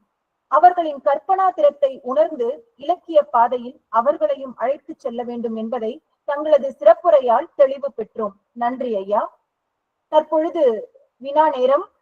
பேராளர்கள் யாருக்கேனும் வினா இருப்பின் சிறப்புரையாளரிடம் கேட்டு தெளிவு பெறலாம். ஐயா வணக்கங்க. என்னுடைய பெயர் முனிவர் பன்னீர்செல்வம் ஐயா. ஐயா வணக்கம், சொல்லுங்க. ஐயா ஒண்ணும் இல்ல, இந்த காலத்துல சிறார்கள் படிப்பதில்லை என்று சொல்றதை விடங்க, சிறார்களுக்கு படிப்பதற்கு முக்கியத்துவம் எந்த பள்ளிக்கூடத்திலாவது தருகிறார்களா? அவர்களை ஊக்குவிப்பதற்காக பெற்றோர்கள், ஆசிரியர்கள், கல்வி நிறுவனங்கள் ஏதாவது நமக்கு உறுதுணையாக இருக்கிறார்களா? இன்னைக்கு வெறும் மதிப்பெண் மதிப்பெண் என்றுதானே ஓடிக்கொண்டிருக்கிறார்கள். கருத்து என்னங்க? இல்ல, நீங்க சொன்னது முற்றிலும் உண்மை. நான் இல்லைன்னு சொல்ல, நான் ஏற்கனவே நம்ம பேசும்போது சொன்னேன் இல்லையா, இப்போ குறிப்பாக இந்த 2-3 ஆண்டுகளாக தமிழனுடைய குழந்தைகளுக்கான கவனம் அதிகமாகி கொண்டிருக்கிறது. குறிப்பாக தமிழக அரசினுடைய அந்த வாசிப்பு இயக்கம் நிறைய நூல்களை மாணவர்களுக்கு கொண்டு சேர்க்கிறது, கதைகளை எழுதி வாங்குகிறது. ஒன்று. இரண்டாவது, தேன்சிட்டு ஊஞ்சல் என்று 2 இதழ்களை பள்ளி கல்வித்துறையை அந்த நடத்தி கொண்டிருக்கிறது. அந்த இதழ்கள் எல்லாம் ஒவ்வொரு பள்ளிகளுக்கும் சென்று கொண்டு இருக்கிறது. அந்த இதழில் பார்த்தீங்கன்னா நிறைய குழந்தைகள் கதை எழுதி கொண்டிருக்கிறார்கள். அப்ப நம்ம பள்ளியில அதற்கான வாய்ப்புகள் குறைவாக இருந்தாலும் கூட நாம் என்ன பண்ணலாம், கூடுமானவரை பெற்றோர்கள் அதை கொஞ்சம் முக்கியத்துவம் கொடுக்கலாம் அப்படின்னு நான் நினைப்பேன். ஏன்னா பள்ளியும் வாய்ப்பு கொடுக்கணும், பெற்றோர்களும் கொடுத்தால் நிச்சயமாக நன்றாக இருக்கும். ஐயா இன்னொன்றீங்க, இவ்வளவு பணி சுமைகளிடையே இன்னைக்கு ஆசிரியர்களிடமும் கூட அந்த வாய்ப்புகள் மிக மிக குறைவாக தானே இருக்கு. இது உண்மையா இல்லையாங்க? இன்னைக்கு இருக்கிற பணி சுமைகளோட ஆசிரியர்கள் முதன்மையாக வாசிப்பில் இருக்கக்கூடியவர்கள், அவர்களாலே இன்னைக்கு வாசிக்க முடியுதா என்பதே மிகப்பெரிய ஒரு கேள்விக்குறிதான். இல்ல, இப்ப உண்மைதான் நீங்க சொல்றது. என்னன்னா, நாங்க நிறைய ஆசிரியரிடம் நான் பேசும்போது என்னன்னா, அவளுக்கு நிகழ்காலத்தினுடைய குழந்தைகளுக்கு எழுதக்கூடிய படைப்பாளிகள் பற்றிய அறிமுகமே ரொம்ப குறைவா இருக்கு. இன்னும் அவர்கள் அளவள்ளியப்பா, பூவொன்னனை கடந்து, தம்பி சீனிவாசனை கடந்து 80-90 தான் இருக்காங்க. அதை கடந்து சில பேர் ஆலந்தூர் மோகன் ரங்கனை தெரிஞ்சிருக்கிறது. அதை கடந்து நிகழ்காலத்தில் எழுதக்கூடிய நூல்கள் எல்லாம் அவளுக்கு தெரியவில்லை. ஆனா அப்படி ஒரு பொதுவாக சொல்வதை விட நான் நிறைய பார்க்கிறேன், நிறைய புத்தக கண்காட்சிக்கு நிறைய மாணவர்களை ஆசிரியர்கள் கூட்டி கொண்டு வருகிறார்கள். நூல்களை வாங்கி பள்ளியில எல்லாம் வாசிக்கிறாங்க. எனக்கு வாசித்து கூட சில பேர் என்னோட தனிப்பட்ட அனுபவத்தை நான் சொல்றேன், பார்த்துட்டு நிறைய நூல்களை குழந்தைகள் வாசிச்சு அந்த செய்திகளை பயிர்கிறார்கள். இது முன்பை விட இந்த கடந்த 2 ஆண்டுகளாக அந்த வாசிப்பு சார்ந்த ஒரு ஒரு விழிப்புணர்வு அதிகமாக இருக்கிறத நான் பாக்குறேன். இது நம்ம ஆசிரியரும் குறை சொல்ல முடியாது இல்லையா, அவருடைய நீண்ட பணிச்சுமை அதையும் கடந்து நிறைய பேர் பாத்தீங்கன்னா தனிப்பட்ட ஆர்வத்தினுடைய ஒரு ஒரு பயனா தொடர்ந்து செஞ்சுட்டு தான் இருக்காங்க. நன்றிங்க. உங்களுடைய சிறாருடைய இலக்கியத்தில் உங்களுடைய வாசிப்பு திறன் அந்த இலக்கியத்தில் மேலும் மேலும் வளர்ச்சி பெற என்னுடைய மனமார்ந்த வாழ்த்துக்கள்ங்க. நன்றிங்க. நன்றிங்க. ஐயா வணக்கம். வணக்கம் ஐயா, சொல்லுங்க. சுனில் ஜோகி கோயம்புத்தூர்ல இருந்து பேசுறேங்க. ஐயா உண்மையிலேயே சிந்திக்கக்கூடிய ஒன்று. ஏன்னா இன்னைக்கு இந்த சிறார்களுக்கு அந்த புத்தகத்தினுடைய பரிச்சயம் என்பது ரொம்ப குறைவு. ஏன்னா குறிப்பா உளவியல் 6 வயசு ஆகாம குழந்தைகளை பள்ளிக்கு சேர்த்தக்கூடாதுன்னு சொல்லுது. ஆனா நம்ம இன்னைக்கு 2.5 வயசுலயே ஸ்கூல்ல சேர்த்துற ஒரு பழக்கம் இருக்கு. அது அவங்களுக்கு இது வாசிப்பு சார்ந்த ஒரு பெரிய வெறுப்பையே நிகழ்த்துது. என்னுடைய வினா என்னங்கய்யா, இந்த காமிக்ஸ் புத்தகங்கள் இருக்கு இல்லைங்கய்யா, இப்போ நம்முடைய சின்ன வயசுல நிறைய காமிக்ஸ் புத்தகங்கள், மாயாவி, இதெல்லாம் இரும்பு கை மானாய் அதாவது அதிகமாக இருந்துச்சு. இப்ப என்னன்னா, இப்ப மறுபடியும் முத்து காமிக்ஸ் நிறைய நூல்களை வெளியிட ஆரம்பித்து விட்டார்கள். இது மாதிரி நிறைய காமிக்ஸ் நூல்கள் இப்போ கொஞ்சம் அதிகமாக வெளியே வந்து கொண்டிருக்கிறது. ஏன்னா அது காமிக்ஸ் சார்ந்து எழுதக்கூடிய படைப்பாளருடைய எண்ணிக்கை கொஞ்சம் குறைவா இருந்துச்சு. இப்போ ஒண்ணு மீட்டுருவாக்கம் செய்யறாங்க, மறுபடியும் அதே நூல் அச்சா வருது. இன்னும் சில கவிஞர் எழுத்தாளர்கள் பாத்தீங்கன்னா காமிக்ஸ் உடைய சித்திர கதையை எழுத தொடங்கி. கடந்த ஆண்டு கூட பாத்தீங்கன்னா சேகுவேரா பத்தி ஒரு புத்தகம் பாரதி புத்தகாலயம் வெளியிட்டது. எனக்கு தெரிஞ்ச பாமரன் எழுதிய நூல்னு நினைக்கிறேன். அவர் குழந்தைகளுக்கான சித்திரக்கதையை அவருடைய வரலாற்றை சித்திரக்கதையாக எழுதியிருந்தார். இப்போ அதுவும் வருது. இன்னொன்னு என்ன, குழந்தைகளுக்கு அந்த பக்கங்கள் இருக்கு இல்லையா, முதல்ல பாத்தீங்கன்னா அதிகமா 80 பக்கம் இல்லைன்னா 164 பக்கம்னு சொல்லி நூல்கள் வந்துச்சு. இப்ப என்ன பண்றேன்னா குழந்தைகளுக்கு அந்த வாசிப்பை எளிமைப்படுத்த வேண்டும் என்பதற்காக வெறும் 16 பக்கத்தில் 8 பக்கத்தில் அல்லது 20 பக்கத்திலே கூட சின்ன சின்ன நூல்களாக 20 ரூபாய்க்கும் 10 ரூபாய்க்கும் சின்ன ஒரு நூல், அது குழந்தைகளே வந்துட்டு எழுத்து கூட்டி வாசிக்கக்கூடிய அளவு அந்த நூலை கொண்டு வரக்கூடிய ஒரு மாற்றத்தையும் நம்ம பார்க்கிறோம். இதெல்லாம் அண்மையில குறிப்பாக இந்த 2025 பிறகு சிறுவர்கள் நடந்த ஒரு மிகப்பெரிய மாற்றங்கள்னு சொல்லலாம். நன்றிங்க. வணக்கம் ஐயா, நான் மகேஸ்வரி, தஞ்சையிலிருந்து பேசுறேன். ரொம்ப சிறப்பான உரைங்கய்யா. அதுவும் இன்றைக்கு பரவலாக சொன்னது போலதான் இப்போதான் கொஞ்சம் கொஞ்சம் மீண்டும் வருது. நீங்க சொன்ன அந்த பழைய 80கள்ல இருக்கக்கூடிய சிறார் இலக்கிய ஆசிரியர்களை தவிர்த்து இன்றைக்கு உங்களை போன்றவர்கள், பஞ்சுமிட்டாய் பிரபு, நம்மளுடைய விஷ்ணுபுரம், இவங்களுடைய இந்த சிறார் இலக்கியங்கள்லாம் நீங்க சொன்ன மாதிரி இந்த 25 நிறைய பரவலா குழந்தைகள் வாசிக்க ஆரம்பிச்சிருக்காங்கய்யா. அதுவும் சில கதைகளை ரொம்ப ஆர்வமாவே வாசிக்கிறாங்க. அதற்கான சூழலை ஏற்படுத்தி தர வேண்டியது பெற்றோர்கள், அதற்கு அடுத்த நிலைதான் ஆசிரியர்கள் அப்படின்றதுதான் என்னுடைய கருத்து. ஏன்னா இன்னைக்கு குழந்தைங்களை கொண்டு போய் ஸ்கூல்ல விட்ட உடனே அவங்க ஆனா சொல்லிடணும், ஏபிசிடி சொல்லிடணும், வாசிச்சிடணும், அந்த கிரேட் வந்துடணும்னு ஒரு பெற்றோர் கட்டாயப்படுத்தும் போது ஆசிரியர்களுடைய பணி சுமையை மீறி இது போன்ற ஒரு தனிப்பட்ட ஒரு சூழலை குழந்தைகளுக்கு உருவாக்க முடியாது அப்படின்றது. அதையும் தவிர்த்து நிறைய இடங்கள்ல இப்போ மிக சிறப்பாகவே இந்த சிறார் இலக்கியங்களை பற்றி பேச ஆரம்பிச்சாச்சு. நாங்க கூட கல்லூரி அளவுல கூட சிறார் இலக்கிய படைப்பாளிகளை அழைத்து அவர்களுடைய கலந்துரையாடல்கள் மூலம் மாணவர்கள் தெரிஞ்சுக்கணும் அப்படின்றதுக்கு அரசும் சில இந்த தேன் சிட்டு போன்ற இதழ்கள்லாம் கொண்டு வந்திருக்காங்க. இருந்தாலும் நாம அவர்களுக்கான அந்த சூழலை ஏற்படுத்தி கொடுக்கணும் அப்படின்றதுதான். அந்த வகையில அந்த ஒரு இலக்கியத்துல தாங்கள் இயங்குவது மிகுந்த மகிழ்ச்சி, சிறப்பு. அது குறித்து ஒரு ஆழமான கருத்துரையை வழங்கியதற்கு வாழ்த்து. ரொம்ப நன்றி மேம். ஒரு செய்தி மட்டும் நீங்க சொன்னீங்க இல்லையா, கல்லூரியில அழைச்சு நிறைய சிறலத்துல பேசணும்னு சொல்லிட்டு, அண்மையில பாத்தீங்கன்னா கடந்த திங்கட்கிழமை ஈரோடு இருக்கக்கூடிய வேளாளர் மகளிர் கல்லூரி என்ன பண்ணுச்சுன்னா, ஈரோடு மாவட்டத்தில் இருக்கக்கூடிய சிறார் படைப்பாளிகள் 9 பேர் அழைத்து அவர்களுக்கு விருதுகள் வழங்கி சிறப்பு செய்தார்கள். எனக்கு தெரிஞ்சு தமிழ்நாட்டிலேயே பாத்தீங்கன்னா ஒரே ஒரு கல்லூரி இந்த மாதிரி அந்த மாவட்ட சிறார் படைப்பாளிகள் கொண்டாடின்னு சொன்னால் அது ஈரோடு மாவட்டத்தில் கூடிய வேளாண் கல்வி மகளிர் கல்வி நான் சொல்லுவேன். அது சார்ந்த விழிப்புணர்வு இப்ப நிறைய வந்து கொண்டு இருக்கிறது. இப்ப அது பெற்றோர்களுக்கும் பாத்தீங்கன்னா நம்ம சொன்னோம் இல்லையா, பெற்றோர்களுக்கும் கொஞ்சம் கொஞ்சமா, ஏன்னா இப்போ நம்ம உடனே நம்ம அப்படி இருந்துச்சு நம்ம யாரும் சொல்ல முடியாது. பெற்றோர்களும் நிறைய மாறிட்டாங்க. நீங்க புத்தக கண்காட்சியில நாங்க நிறைய போகும்போது பாக்குறோம்னா ஒவ்வொரு புத்தக கண்காட்சிக்கும் பெற்றோர்கள் குழந்தைகளை அழைத்து கொண்டு வருகிறார்கள். செய்யக்கூடிய ஒரே ஒரு தவறு என்ன தெரியுமா, குழந்தைகளே புத்தகம் வாங்க அனுமதிப்பதில்லை. அவங்கதான் இவங்க புத்தகத்தை எடுத்து கொடுக்கணும், அதே அந்த குழந்தைகள் வாசிக்கணும் தான் யோசிக்கிறாங்க. அந்த மனநிலை மாறி குழந்தைகள் ஏதாவது ஒரு நூலை எடுத்தா அதை வாசிப்பதற்கு பெற்றோர்கள் கொஞ்சம் நம்ம அவர்கள் பழக்கப்படுத்தி கொண்டால் இன்னும் நல்லா இருக்கும்.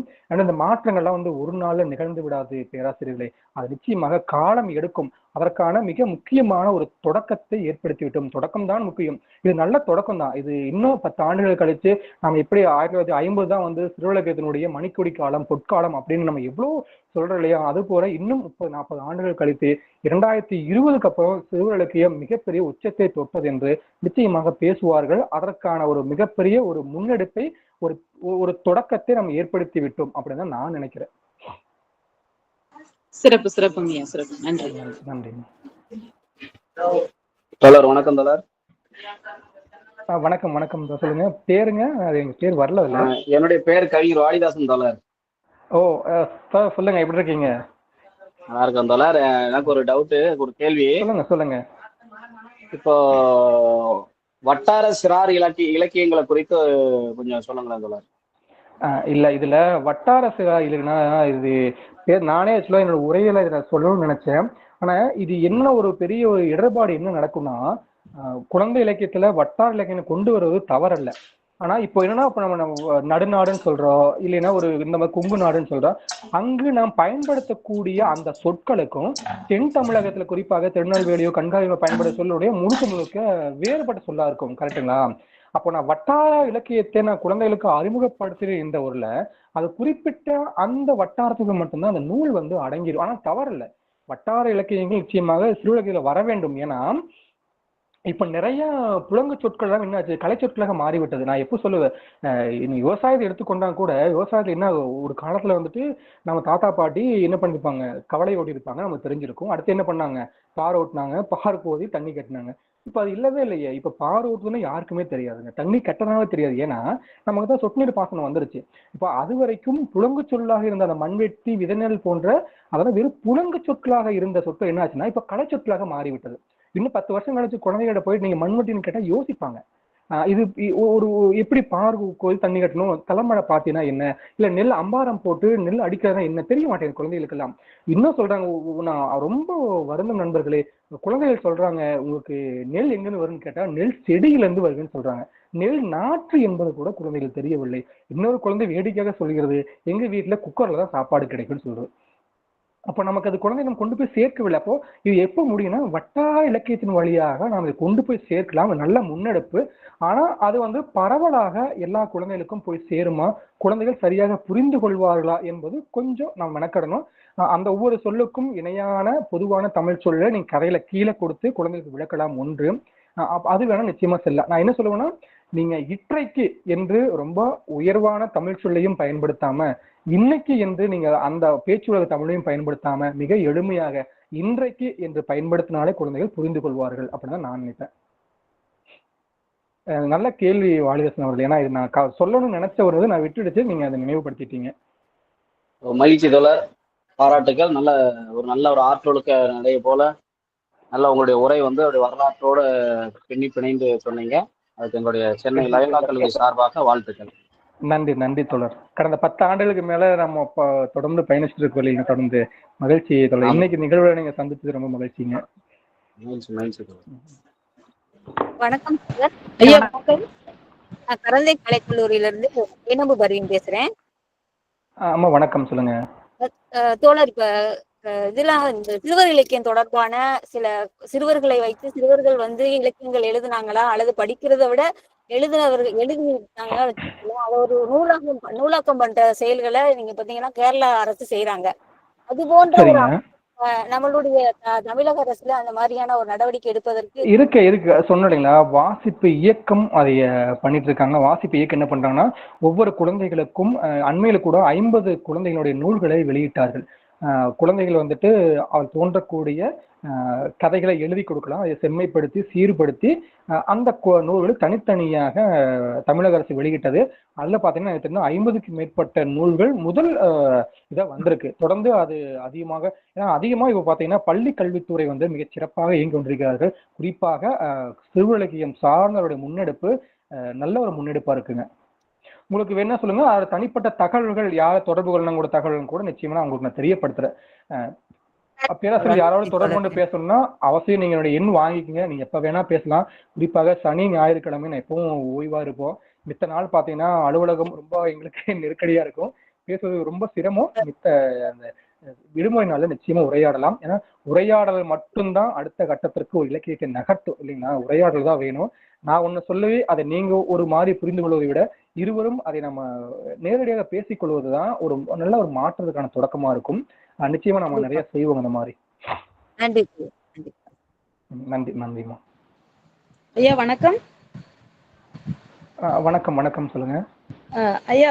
சிறார் இலக்கிய அமைப்புகள் பத்தி கொஞ்சம் அறிமுகப்படுத்தினீங்கன்னா நல்லதுங்க ஐயா. அமைப்புகள் வந்து இப்போ நிறைய இயங்கிட்டு இருக்காங்க. குறிப்பா தமிழ்நாடு குழந்தை முற்போக்கு எழுத்தாளர் சங்கம் இப்போ அமைப்பு கடந்த ஒரு 5 ஆண்டுகள் முன் உருவாக்கப்பட்டு ஒவ்வொரு மாவட்டத்திலும் கிளை இருக்கு, அதுல இயங்கி கொண்டிருக்கிறார்கள். அதை தாண்டி இயங்கக்கூடிய அமைப்பு வந்து பாத்தீங்கன்னா சென்னையில பார்க்கடல் அப்படிங்கிற அமைப்பு ஒண்ணு இருக்குது. அது எஸ்ஆர்ஜி சுந்தரம் அவர்கள், அவர் 70-80 வயதை கடந்து விட்டார். தொடர்ந்து பார்க்கடல் என்ற அந்த அமைப்பை அந்த ஆண்டுதோறும் நிகழ்த்தி கொண்டிருக்கிறார். நிறைய குழந்தைகளுக்கு வந்துட்டு கதைகளை சொல்லி அதை நாடகமாக உருவாக்கி அந்த நிகழ்வுகளை அரங்கேற்றி கொண்டு இன்னும் அந்த 80 வயது கடந்துட்டாரு, இன்னும் செய்து கொண்டிருக்கிறார். குழந்தை கவிஞர் பி வெங்கட்ராமன் அவர்கள் வந்து குழந்தை கவிஞர் வள்ளியப்பாவோடு நெருங்கி பழகியவர். அவருக்கு எழுத்தாளர் இந்த குழந்தை இலக்கிய அமைப்பை உருவாக்கி அவரும் ஆண்டுதோறும் செயல்பட்டு கொண்டே இருக்கிறார்கள். ஆனா அமைப்புன்னு சொன்னா எண்ணிக்கை கொஞ்சம் குறைவா தான் இருக்கு. ரொம்ப அதிகமான அமைப்புகள் தமிழ்ல கிடையாது. நிறைய தனிப்பட்ட பொதுவாக இலக்கியத்துக்கு இயங்கக்கூடிய அமைப்புகள் சிறுவர்களுக்கான நிகழ்ச்சியும் தொடர்ந்து செஞ்சுட்டு வராங்க. நன்றிங்கய்யா. நன்றிம்மா. ஐயா வணக்கம். ஐயா வணக்கம், சொல்லுங்க. ஐயா வணக்கம், முகமது ஃபாரூக் பேசுறேங்க. சொல்லுங்க ஐயா. ஐயா, இப்ப நம்ம குழந்தை இலக்கியம் நம்மளுடைய நாட்டுல தோன்றல, இலங்கையில அண்டை நாட்டுல தான் தோன்றதுன்னு சொன்னீங்க. இல்லைங்க, நான் அப்படி சொல்ல. அத முதல் குழந்தை பாடல் தொகுப்பு தமிழ்ல வரல, 1935 இலங்கையில வந்து சொல்லியிருக்கேன். சரிங்க, அது ஏங்க நம்மளுக்குள்ள வராம இருக்கிறதுக்கு காரணம்? அது நிறைய இல்லைங்க, இப்போ நம்ம அப்படி சொல்ல முடியாது இல்லையா, ஏன் வரல. அது என்னன்னா, எனக்கு தெரிஞ்சு நான் 1900க்கு அப்புறம் தான் நிறைய தமிழ்ல சிறுவர் இலக்கியம் வர ஆரம்பிக்குது. அது 50க்கு அப்புறம் தான் இன்னும் கொஞ்சம் அது வேகம் அடிக்கிறது. அப்புறம் குழந்தை அது இலங்கையிலிருந்து ஒரு நூல் வந்திருக்கு. இப்ப ஹைக்கூ நூல் நம்ம பாக்குறோம், தமிழ்ல முதல் நூல் வருது, பாண்டிச்சேரியில இருக்கு, இலங்கையிலிருந்து ஒரு நூல் வந்திருக்கு. அந்த மாதிரி முதல் தொகுப்பு நூல்கள் பாத்தீங்கன்னா பதிவாயிருக்கு, இலங்கையிலிருந்து கொண்டு வந்திருக்காங்க. அதுக்கப்புறம் தமிழ்ல நிறைய நம்ம பண்ணிருக்கோம். வேற எதுவும் எந்த மாநிலம் பண்ணாத அளவுக்கு தமிழ்ல சிறுவர் இலக்கியம் நிறைய நூல்களை தொடர்ந்து கொண்டு வந்து கொண்டிருக்கிறது. குறிப்பாக நீங்கள் வட மாநிலத்துக்கு போயிட்டீங்கன்னா அங்க குழந்தை இலக்கியம் பற்றிய பேசுபொருள் இன்னும் குறைவா இருக்கு. இன்னும் அவை பழமைவாதங்களை பற்றியும் இதிகாச புராணங்களை பற்றி தான் நிறைய சொல்லிட்டு இருக்காங்க. அதை கடந்து நம்ம எங்க வந்துட்டோம்னா சிறுவர் இலக்கியம் ஏஐ பத்தி எழுத ஆரம்பிச்சிருக்கு. சிறுவர் இலக்கியம் 10 பருவத்து குழந்தைகளுக்கு கதைகளை சொல்ல ஆரம்பித்திருக்கிறது. பெண் குழந்தைகளுக்கு, ஆண் குழந்தைகளுக்கு ஏற்படக்கூடிய அந்த குரல் மாற்றம், அவர்களோட ஏற்படக்கூடிய அந்த முடி வளர்ச்சி இருக்கு இல்லையா, அதெல்லாம் சொல்ல தயங்கக்கூடிய செயல்கள்லாம் மிக வெளிப்படையாக குழந்தைகளுக்கு பேச ஆரம்பித்திருக்கிறது. அது ஒரு மிகப்பெரிய நல்ல ஒரு முன்னெடுப்பு. அது தமிழ்ல இப்ப நிகழ்ந்து கொண்டிருக்கிறது. நன்றி, மிக சிறப்பான நல்ல உரைங்க. நன்றிங்க ஐயா. ஐயா வணக்கம் ஐயா. ஐயா வணக்கம் ஐயா. கயல்விழி ஐயா. வணக்கம் வணக்கம் மேம், சொல்லுங்க. ஐயா, இதுவரை சிறார் இலக்கியத்தை பத்தி இவ்வளவு நல்ல உரை நான் எங்கேயுமே கேட்டது இல்லையா, ரொம்ப மகிழ்ச்சி ஐயா. நன்றிமா, நன்றிங்க ஐயா. ஒரே ஒரு கேள்வி மட்டும் எனக்குயா. இப்போ மதுரை பல்கலைக்கழகத்துல 2ஆம் ஆண்டு படிக்கக்கூடிய மதுரை பல்கலைக்கழகம் சரிங்க, அந்த பாடத்திட்டத்திலயா 2ஆம் ஆண்டு படிக்கக்கூடிய, அதாவது BA தமிழ் படிக்கக்கூடிய மாணவர்களுக்கு சிறார் இலக்கியம் அப்படின்ற ஒரு இலக்கியம் இருக்குதுயா. சரிங்க. சிறார் இலக்கியம் பத்தி மாணவிகள் கிட்ட நம்ம கேட்கும் போது, மேம் நாங்க எல்லாமே படிச்சிடுறோம், ஆனா கதைகள் வரும்போது எங்களுக்கு ஈஸியா இருக்கு, ஆனா அங்க அந்த எழுத்தாளர்களோட பெயரை எங்களால மைண்ட்ல ஏத்த முடியல, அதனால எங்களுக்கு சிறார் இலக்கியமே ரொம்ப கடினமா இருக்கு அப்படின்னு சொல்றார்கள் ஐயா. இதற்கு என்னன்னா, இல்ல இதுக்கு நாம இது சொல்ல முடியாது. நீங்க யோசிச்சு பார்க்கலாம். நீங்க தமிழ்ல எழுதக்கூடிய சிறார் எழுத்தாளர்கள் குறிப்பாக தொடர்ந்து இயக்குதல் ரொம்ப குறைவா தான் இருக்காங்க. நான் விரவிட்டு என்ன ஒரு 20 பேர் தான் தொடர்ந்து இயங்குறாங்க. இப்போ 100-200 பேர் எழுதினாங்க கூட அந்த இலக்கியத்திலே தொடர்ந்து பயணிக்கக்கூடியவர்கள் பார்த்தீங்கன்னா ஒரு 10-20 பேர் மட்டும்தான். அப்ப அது நிச்சயமா நம்ம பேரை நினைவு வச்சுதாகும் இல்லையா. நாம காக்கைப்பாடி நீரார் செம்புட பெயல் நீரார் அந்த பேர்லாம் வைக்கும்போது இப்ப இருக்கக்கூடிய அந்த சின்ன சின்ன பேரை ஞாபகம் வச்சுதான் ஆகணும். இதுக்கு நான் என்ன சொல்றேன்னு தெரியல பேராசிரியர் அவர்களே. நன்றி ஐயா. நன்றி ஐயா. நன்றிங்க.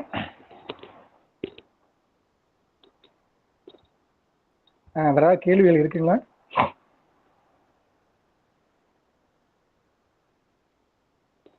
பேராளர்கள் வேறு யாருக்கேனும் சந்தேகம் இருப்பின் கேட்டுக்கொள்ளலாம். வினாக்கள் உள்ளதா? ஐயா வணக்கம். வணக்கம் வணக்கம், சொல்லுங்க ஐயா. சிறார் இலக்கியங்கள் எழுதுவதற்கு புதிதா ஒரு எழுத்தாளர் உருவாகிறாரு அப்படின்னா அவருக்கு நீங்க கொடுக்கக்கூடிய வழிகாட்டல் என்னவா இருக்குங்க? இல்ல ஒண்ணுமே இல்லைங்க, ரொம்ப ரொம்ப எளிமை. நான் ஒரு கதை எழுதுறேன் அப்படின்னா என்னுடைய வயது நான் ஒரு 10 வயது அல்லது 15 வயசு நினைச்சுக்கணும். ஒரு காட்டை பத்தியோ இல்ல ஒரு விமானத்தை பத்தி சொல்றேன் அப்படின்னா ரொம்ப பிரமிப்பாகவும் சொல்ல முடியாது, ரொம்ப அதிகமாகவும் சொல்ல முடியாது. ஒரு 10-15 வயது குழந்தையாக நாம நினைச்சுக்கணும், அவ்வளவுதாங்க. இப்ப நான் ஒரு 10-15 வயசு குழந்தை அப்படின்னா அந்த குழந்தைக்கு இந்த கதை எழுதுற அப்படின்னா என்னால அந்த கதையை முழுமையாக வாசித்து உள்வாங்கி கொள்ள முடியுமா? அதுதான் மிகப்பெரிய கேள்வி. நிறைய படைப்புகள் தமிழ்ல தோற்று போறதுக்கு என்ன காரணம்னா, நம்ம நிறைய படிச்சிருப்போம். சங்க இலக்கியத்துல நிறைய காப்பியங்கள்லாம் படிச்சுட்டு நமக்கு நிறைய சொற்செறிவுகள் தெரியும் இல்லையா, நிறைய மாட்டு சொற்கள் தெரிஞ்சிருக்கும். நான் ஆலிங்கனம் செய்தார்கள், ஒருவருக்கு ஒருவர், அப்படி ரொம்ப ரொம்ப நீங்க அவ்வளவு தேர்ந்தெல்லாம் சொற்களை பயன்படுத்த வேண்டாம். மிக எளிமையான சொற்களை பயன்படுத்தி ஒரு பேரானா அதிகபட்சம் 5 வரிகள், அந்த ஒவ்வொரு வரிக்கும் அதிகபட்சமாக 5 வார்த்தைகள் போதும். மிக எளிமையான சொற்களை பயன்படுத்தி கொஞ்சம் நீங்க கதைகளை என்னன்னா சொல்ல ஆரம்பிக்கலாம். குழந்தையிடம் என்ன, உங்களுக்கு வீட்டுல குழந்தைகளோ இல்ல பக்கத்துல குழந்தை இருக்காங்கன்னா நான் எழுதக்கூட கதைகளை சொல்ல ஆரம்பிக்கலாம். அப்ப குழந்தைகள் நிறைய கரெக்ஷன்ஸ் பண்ணுவாங்க, இது இப்படி வருமா அது அப்படி வருமான்ட்டு. அதை கொஞ்சம் உள்வாங்கி கொஞ்சம் எழுத பழகிட்டோம் அப்படின்னா 2-3 கதைகளை கடந்து நமக்கு அந்த கலை வந்து விடும். ரொம்ப எளிமைதாங்க. நம்ம பாக்குறதுக்கு சிறுவர் இலக்கியம் இல்லையா, ஒரு ஒரு 10 பக்கத்துல கதை எழுதுறாங்க, சின்ன சின்ன வரிகள் தான் நினைப்போம். ஆனா அதுதான் மிகப்பெரிய சூட்சம் இருக்கிறது. அந்த கதைகளை நம்ம அவ்வளவு எளிமையாக கொண்டு போய் குழந்தைகளுக்கு எழுத முடிவதில்லை. நிறைய பெரிய எழுத்தாளர்லாம் இதை தொட்டு அவர்கள் எழுத முடியாத போனதுக்கு காரணம் என்னன்னா, இந்த அளவுக்கு வந்துட்டு இறங்கி நமக்கு எழுத ஒண்ணும் இல்லை. குழந்தையிடம் தோல் மேல கை போட்டு பேசக்கூடிய அளவுக்கு அவரிடம் இறங்கி வந்து அமர்ந்து அவர்களோடு ஒன்றாக இணைந்து நம்ம பயணிக்கக்கூடிய அந்த அந்த சிந்தனை வந்துருச்சு அப்படின்னா கதைகள் மிக எளிமையாக எழுதலாம். நான் கையாளக்கூடிய ஒன்றே ஒன்றுதான். நான் ஒரு கதை எழுதுறேன்னா ஒரு 15 வயசு குழந்தை இந்த கதை வாசிக்குதுன்னா அந்த குழந்தையினால இந்த கதையை முழுமையாக உள்வாங்கிக் கொள்ள முடியுமா? இந்த வார்த்தை நான் எப்பவுமே சொல்வது உண்டு நண்பர்களே, அந்த சொற்கள் இருக்கு இல்லையா, எந்த ஒரு சொற்களையும் எதிர்மறையான சொற்களை பயன்படுத்தவே கூடாது. நிறைய பேர் வந்துட்டு திட்டங்கிற பேர்ல வந்துட்டு இப்போ வட்டார இலக்கியத்தை பத்தி கேட்டாங்க. நான் ஒரு கதை படிக்கிற வட்டார இலக்கியத்துல குழந்தைகள் திட்டுற மாதிரி ஒரு கதை எழுதியிருக்காங்க. ஒரு கதையில முட்டாள்தனமாக பையன் செய்யறான், ஒரு முட்டாள் நீ என்ன முட்டாளா அப்படின்னு கேட்க. இந்த சொற்கள் எல்லாம் இந்த அறமற்ற சொற்கள் எல்லாம் தேவையே இல்லைங்க.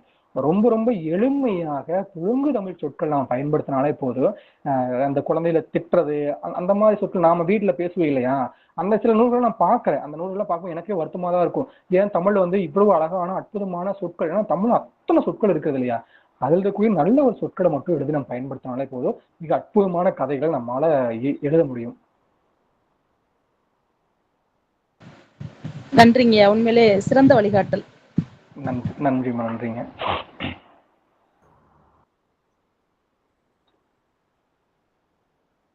7 நாட்கள் இணைய வழியில் நடைபெற்று வரும் ஆசிரியர் திறன் மேம்பாட்டு பயிற்சியின் 6ஆம் நாள் அமர்வான நாளை கவிஞர் முகிலை ராஜபாண்டியன் அவர்கள் திறனாய்வு நோக்கில் வட்டார இலக்கியங்கள் என்னும் தலைப்பில் சிறப்புரை நிகழ்த்த உள்ளார். நிகழ்வின் ஒவ்வொரு நாளும் எம் துறையோடு இணைந்திருங்கள், தமிழமுது பருகிடுங்கள். அடுத்ததாக நன்றியுரை வழங்க தமிழ்துறை உதவி பேராசிரியர் க. சதீஷ்குமார் அவர்களை அழைக்கிறேன். அனைவருக்கும் இனிய இரவு வணக்கம். சோனா வாசிப்பை நேசிப்போம் வாசகர் வளர்கை மன்றம் நிகழ்த்தும் இணையவழி பன்னாட்டு ஆசிரியர் திறன் மேம்பாட்டு பயிற்சி சிறப்பாக நடந்தேறி கொண்டிருக்கிறது. இந்த நிகழ்வை நடத்த அனுமதி வழங்கிய எம்முடைய கல்லூரியினுடைய நிறுவனர், ஆலய பணியோடு சேர்ந்து மாணவர்களுக்கு அறிவு தரும் பணியையும் செய்து கொண்டிருப்பவர், மதிப்பிற்கும் போற்றுதலுக்கும் உரிய வள்ளியப்பா ஐயா அவர்களுக்கு நன்றியை தெரிவித்துக் கொள்கிறோம். அடுத்ததாக அமைதியாக இருப்பவர், அகிம்சை வழியில் நடப்பவர், ஆசிரியர்களுக்கு அறிவை போதிப்பவர், இந்நிகழ்விற்கு தலைமை ஏற்றிருக்கக்கூடிய எம்முடைய சோனா கலை மற்றும் அறிவியல் கல்லூரியினுடைய முதல்வர் முனைவர் கூமை காதர் நவாஸ் ஐயா அவர்களுக்கு நன்றியை தெரிவித்துக் கொள்கின்றோம். தமிழால் பயணிப்பதையும் தமிழ் பேசி பயணிப்பதையும் தமிழோடு பயணிப்பதையும் வரமாக கொண்டவர் எம்முடைய தமிழ்துறை தலைவர். இந்நிகழ்வினுடைய நெறியாளுகையாக இருக்கக்கூடிய முனைவர் க. விஜயராகவன் ஐயா அவர்களுக்கு நன்றியை தெரிவித்துக் கொள்கின்றோம். அடுத்ததாக சிறப்பு விருந்தினருக்கு நன்றி சொல்லும் தருணம். அவர் கூறிய கருத்துக்களில் சில, எவ்வளவு தொழில்நுட்பம் வந்தாலும், அதாவது எவ்வளவு ஏஐ தொழில்நுட்பம் வந்தாலும் ஒரு சிறுகதைக்கு ஈடாகாது என்று கூறினார். இது ஒரு அருமையான ஒரு கருத்து. இணையத்தில் உழவாதீர்கள், குழந்தைகளின் இதயத்தில் உழவுங்கள் என்றார். இந்த தொழில்நுட்பம் நிறைந்த ஒரு காலகட்டத்திலே ஒரு பன்னாட்டு நிறுவனத்தில் வேலை பார்த்து கொண்டிருந்து தமிழை மறவாது சிறார் எழுத்தாளராக உயர்ந்து தமிழக அரசின் விருது பெற்ற மதிப்புக்கும் மரியாதைக்கும் உரிய உழவு கவிஞர் உமையவன் ஐயா அவர்களுக்கு எம்முடைய கல்வி நிறுவனம் நன்றி கூற பெரிதும் கடமைப்பட்டிருக்கிறது. மொத்தத்தில் நீங்கள் பேசியதை ஒரு சுருக்கமாக கூற வேண்டும் என்றால், குழந்தை கவிஞர் வள்ளியப்பா இல்லாத ஒரு வருத்தத்தை போக்கினார். ஐயா அவர்களுக்கு நன்றி. அடுத்ததாக, ஒரு கை தட்டினால் ஓசை வராது என்பார்கள். தனியொரு மரம் தோப்பாகாது என்பார்கள். தனியொரு வீர தமிழிச்சையாக இருந்து இந்த 7 நாள் நிகழ்வை மிகவும் சிறப்பாக நடந்தே கொண்டிருக்கக்கூடிய எம்முடைய தமிழ் துறையின் பேராசிரியை முனைவர் சா திவ்ய பாரதி அம்மா அவர்களுக்கு நன்றியை தெரிவித்துக் கொள்கின்றேன். இந்நிகழ்வின் தொடக்கமாக வரவேற்புரை வழங்கிய எம்முடைய துறையின் பேராசிரியை முனைவர் ஆ நஸ்ரீன் அம்மா அவர்களுக்கு நன்றியை தெரிவித்துக் கொள்கின்றேன். மேலும் இந்நிகழ்விலே இணைந்திருக்கக்கூடிய எம்முடைய சோனா கலை மற்றும் அறிவியல் கல்வியினுடைய பேராசிரியர்கள், பிற கல்லூரியை சார்ந்த தமிழ்துறை பேராசிரியர்கள், பிற துறை பேராசிரியர்கள், தமிழ் ஆர்வலர்கள், ஆய்வாளர்கள் அனைவருக்கும் நன்றியை தெரிவித்துக் கொண்டு நன்றியுரை வழங்க அனுமதி வழங்கிய அனைத்து நல் உள்ளங்களுக்கும் நன்றி பாராட்டி விடைபெறுகிறேன். நன்றி, வணக்கம்.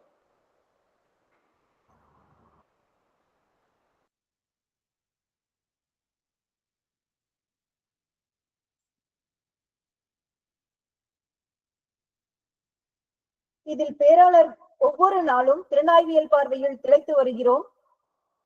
இந்த நிகழ்வில் பேராளர்களின் கருத்து செறிவோ வர நேரத்தில் உங்களின் வினாக்களோ தரம். தொடர்ந்து இணைந்திருங்கள் தமிழோடும் என் துறையோடும். நன்றி, வணக்கம்.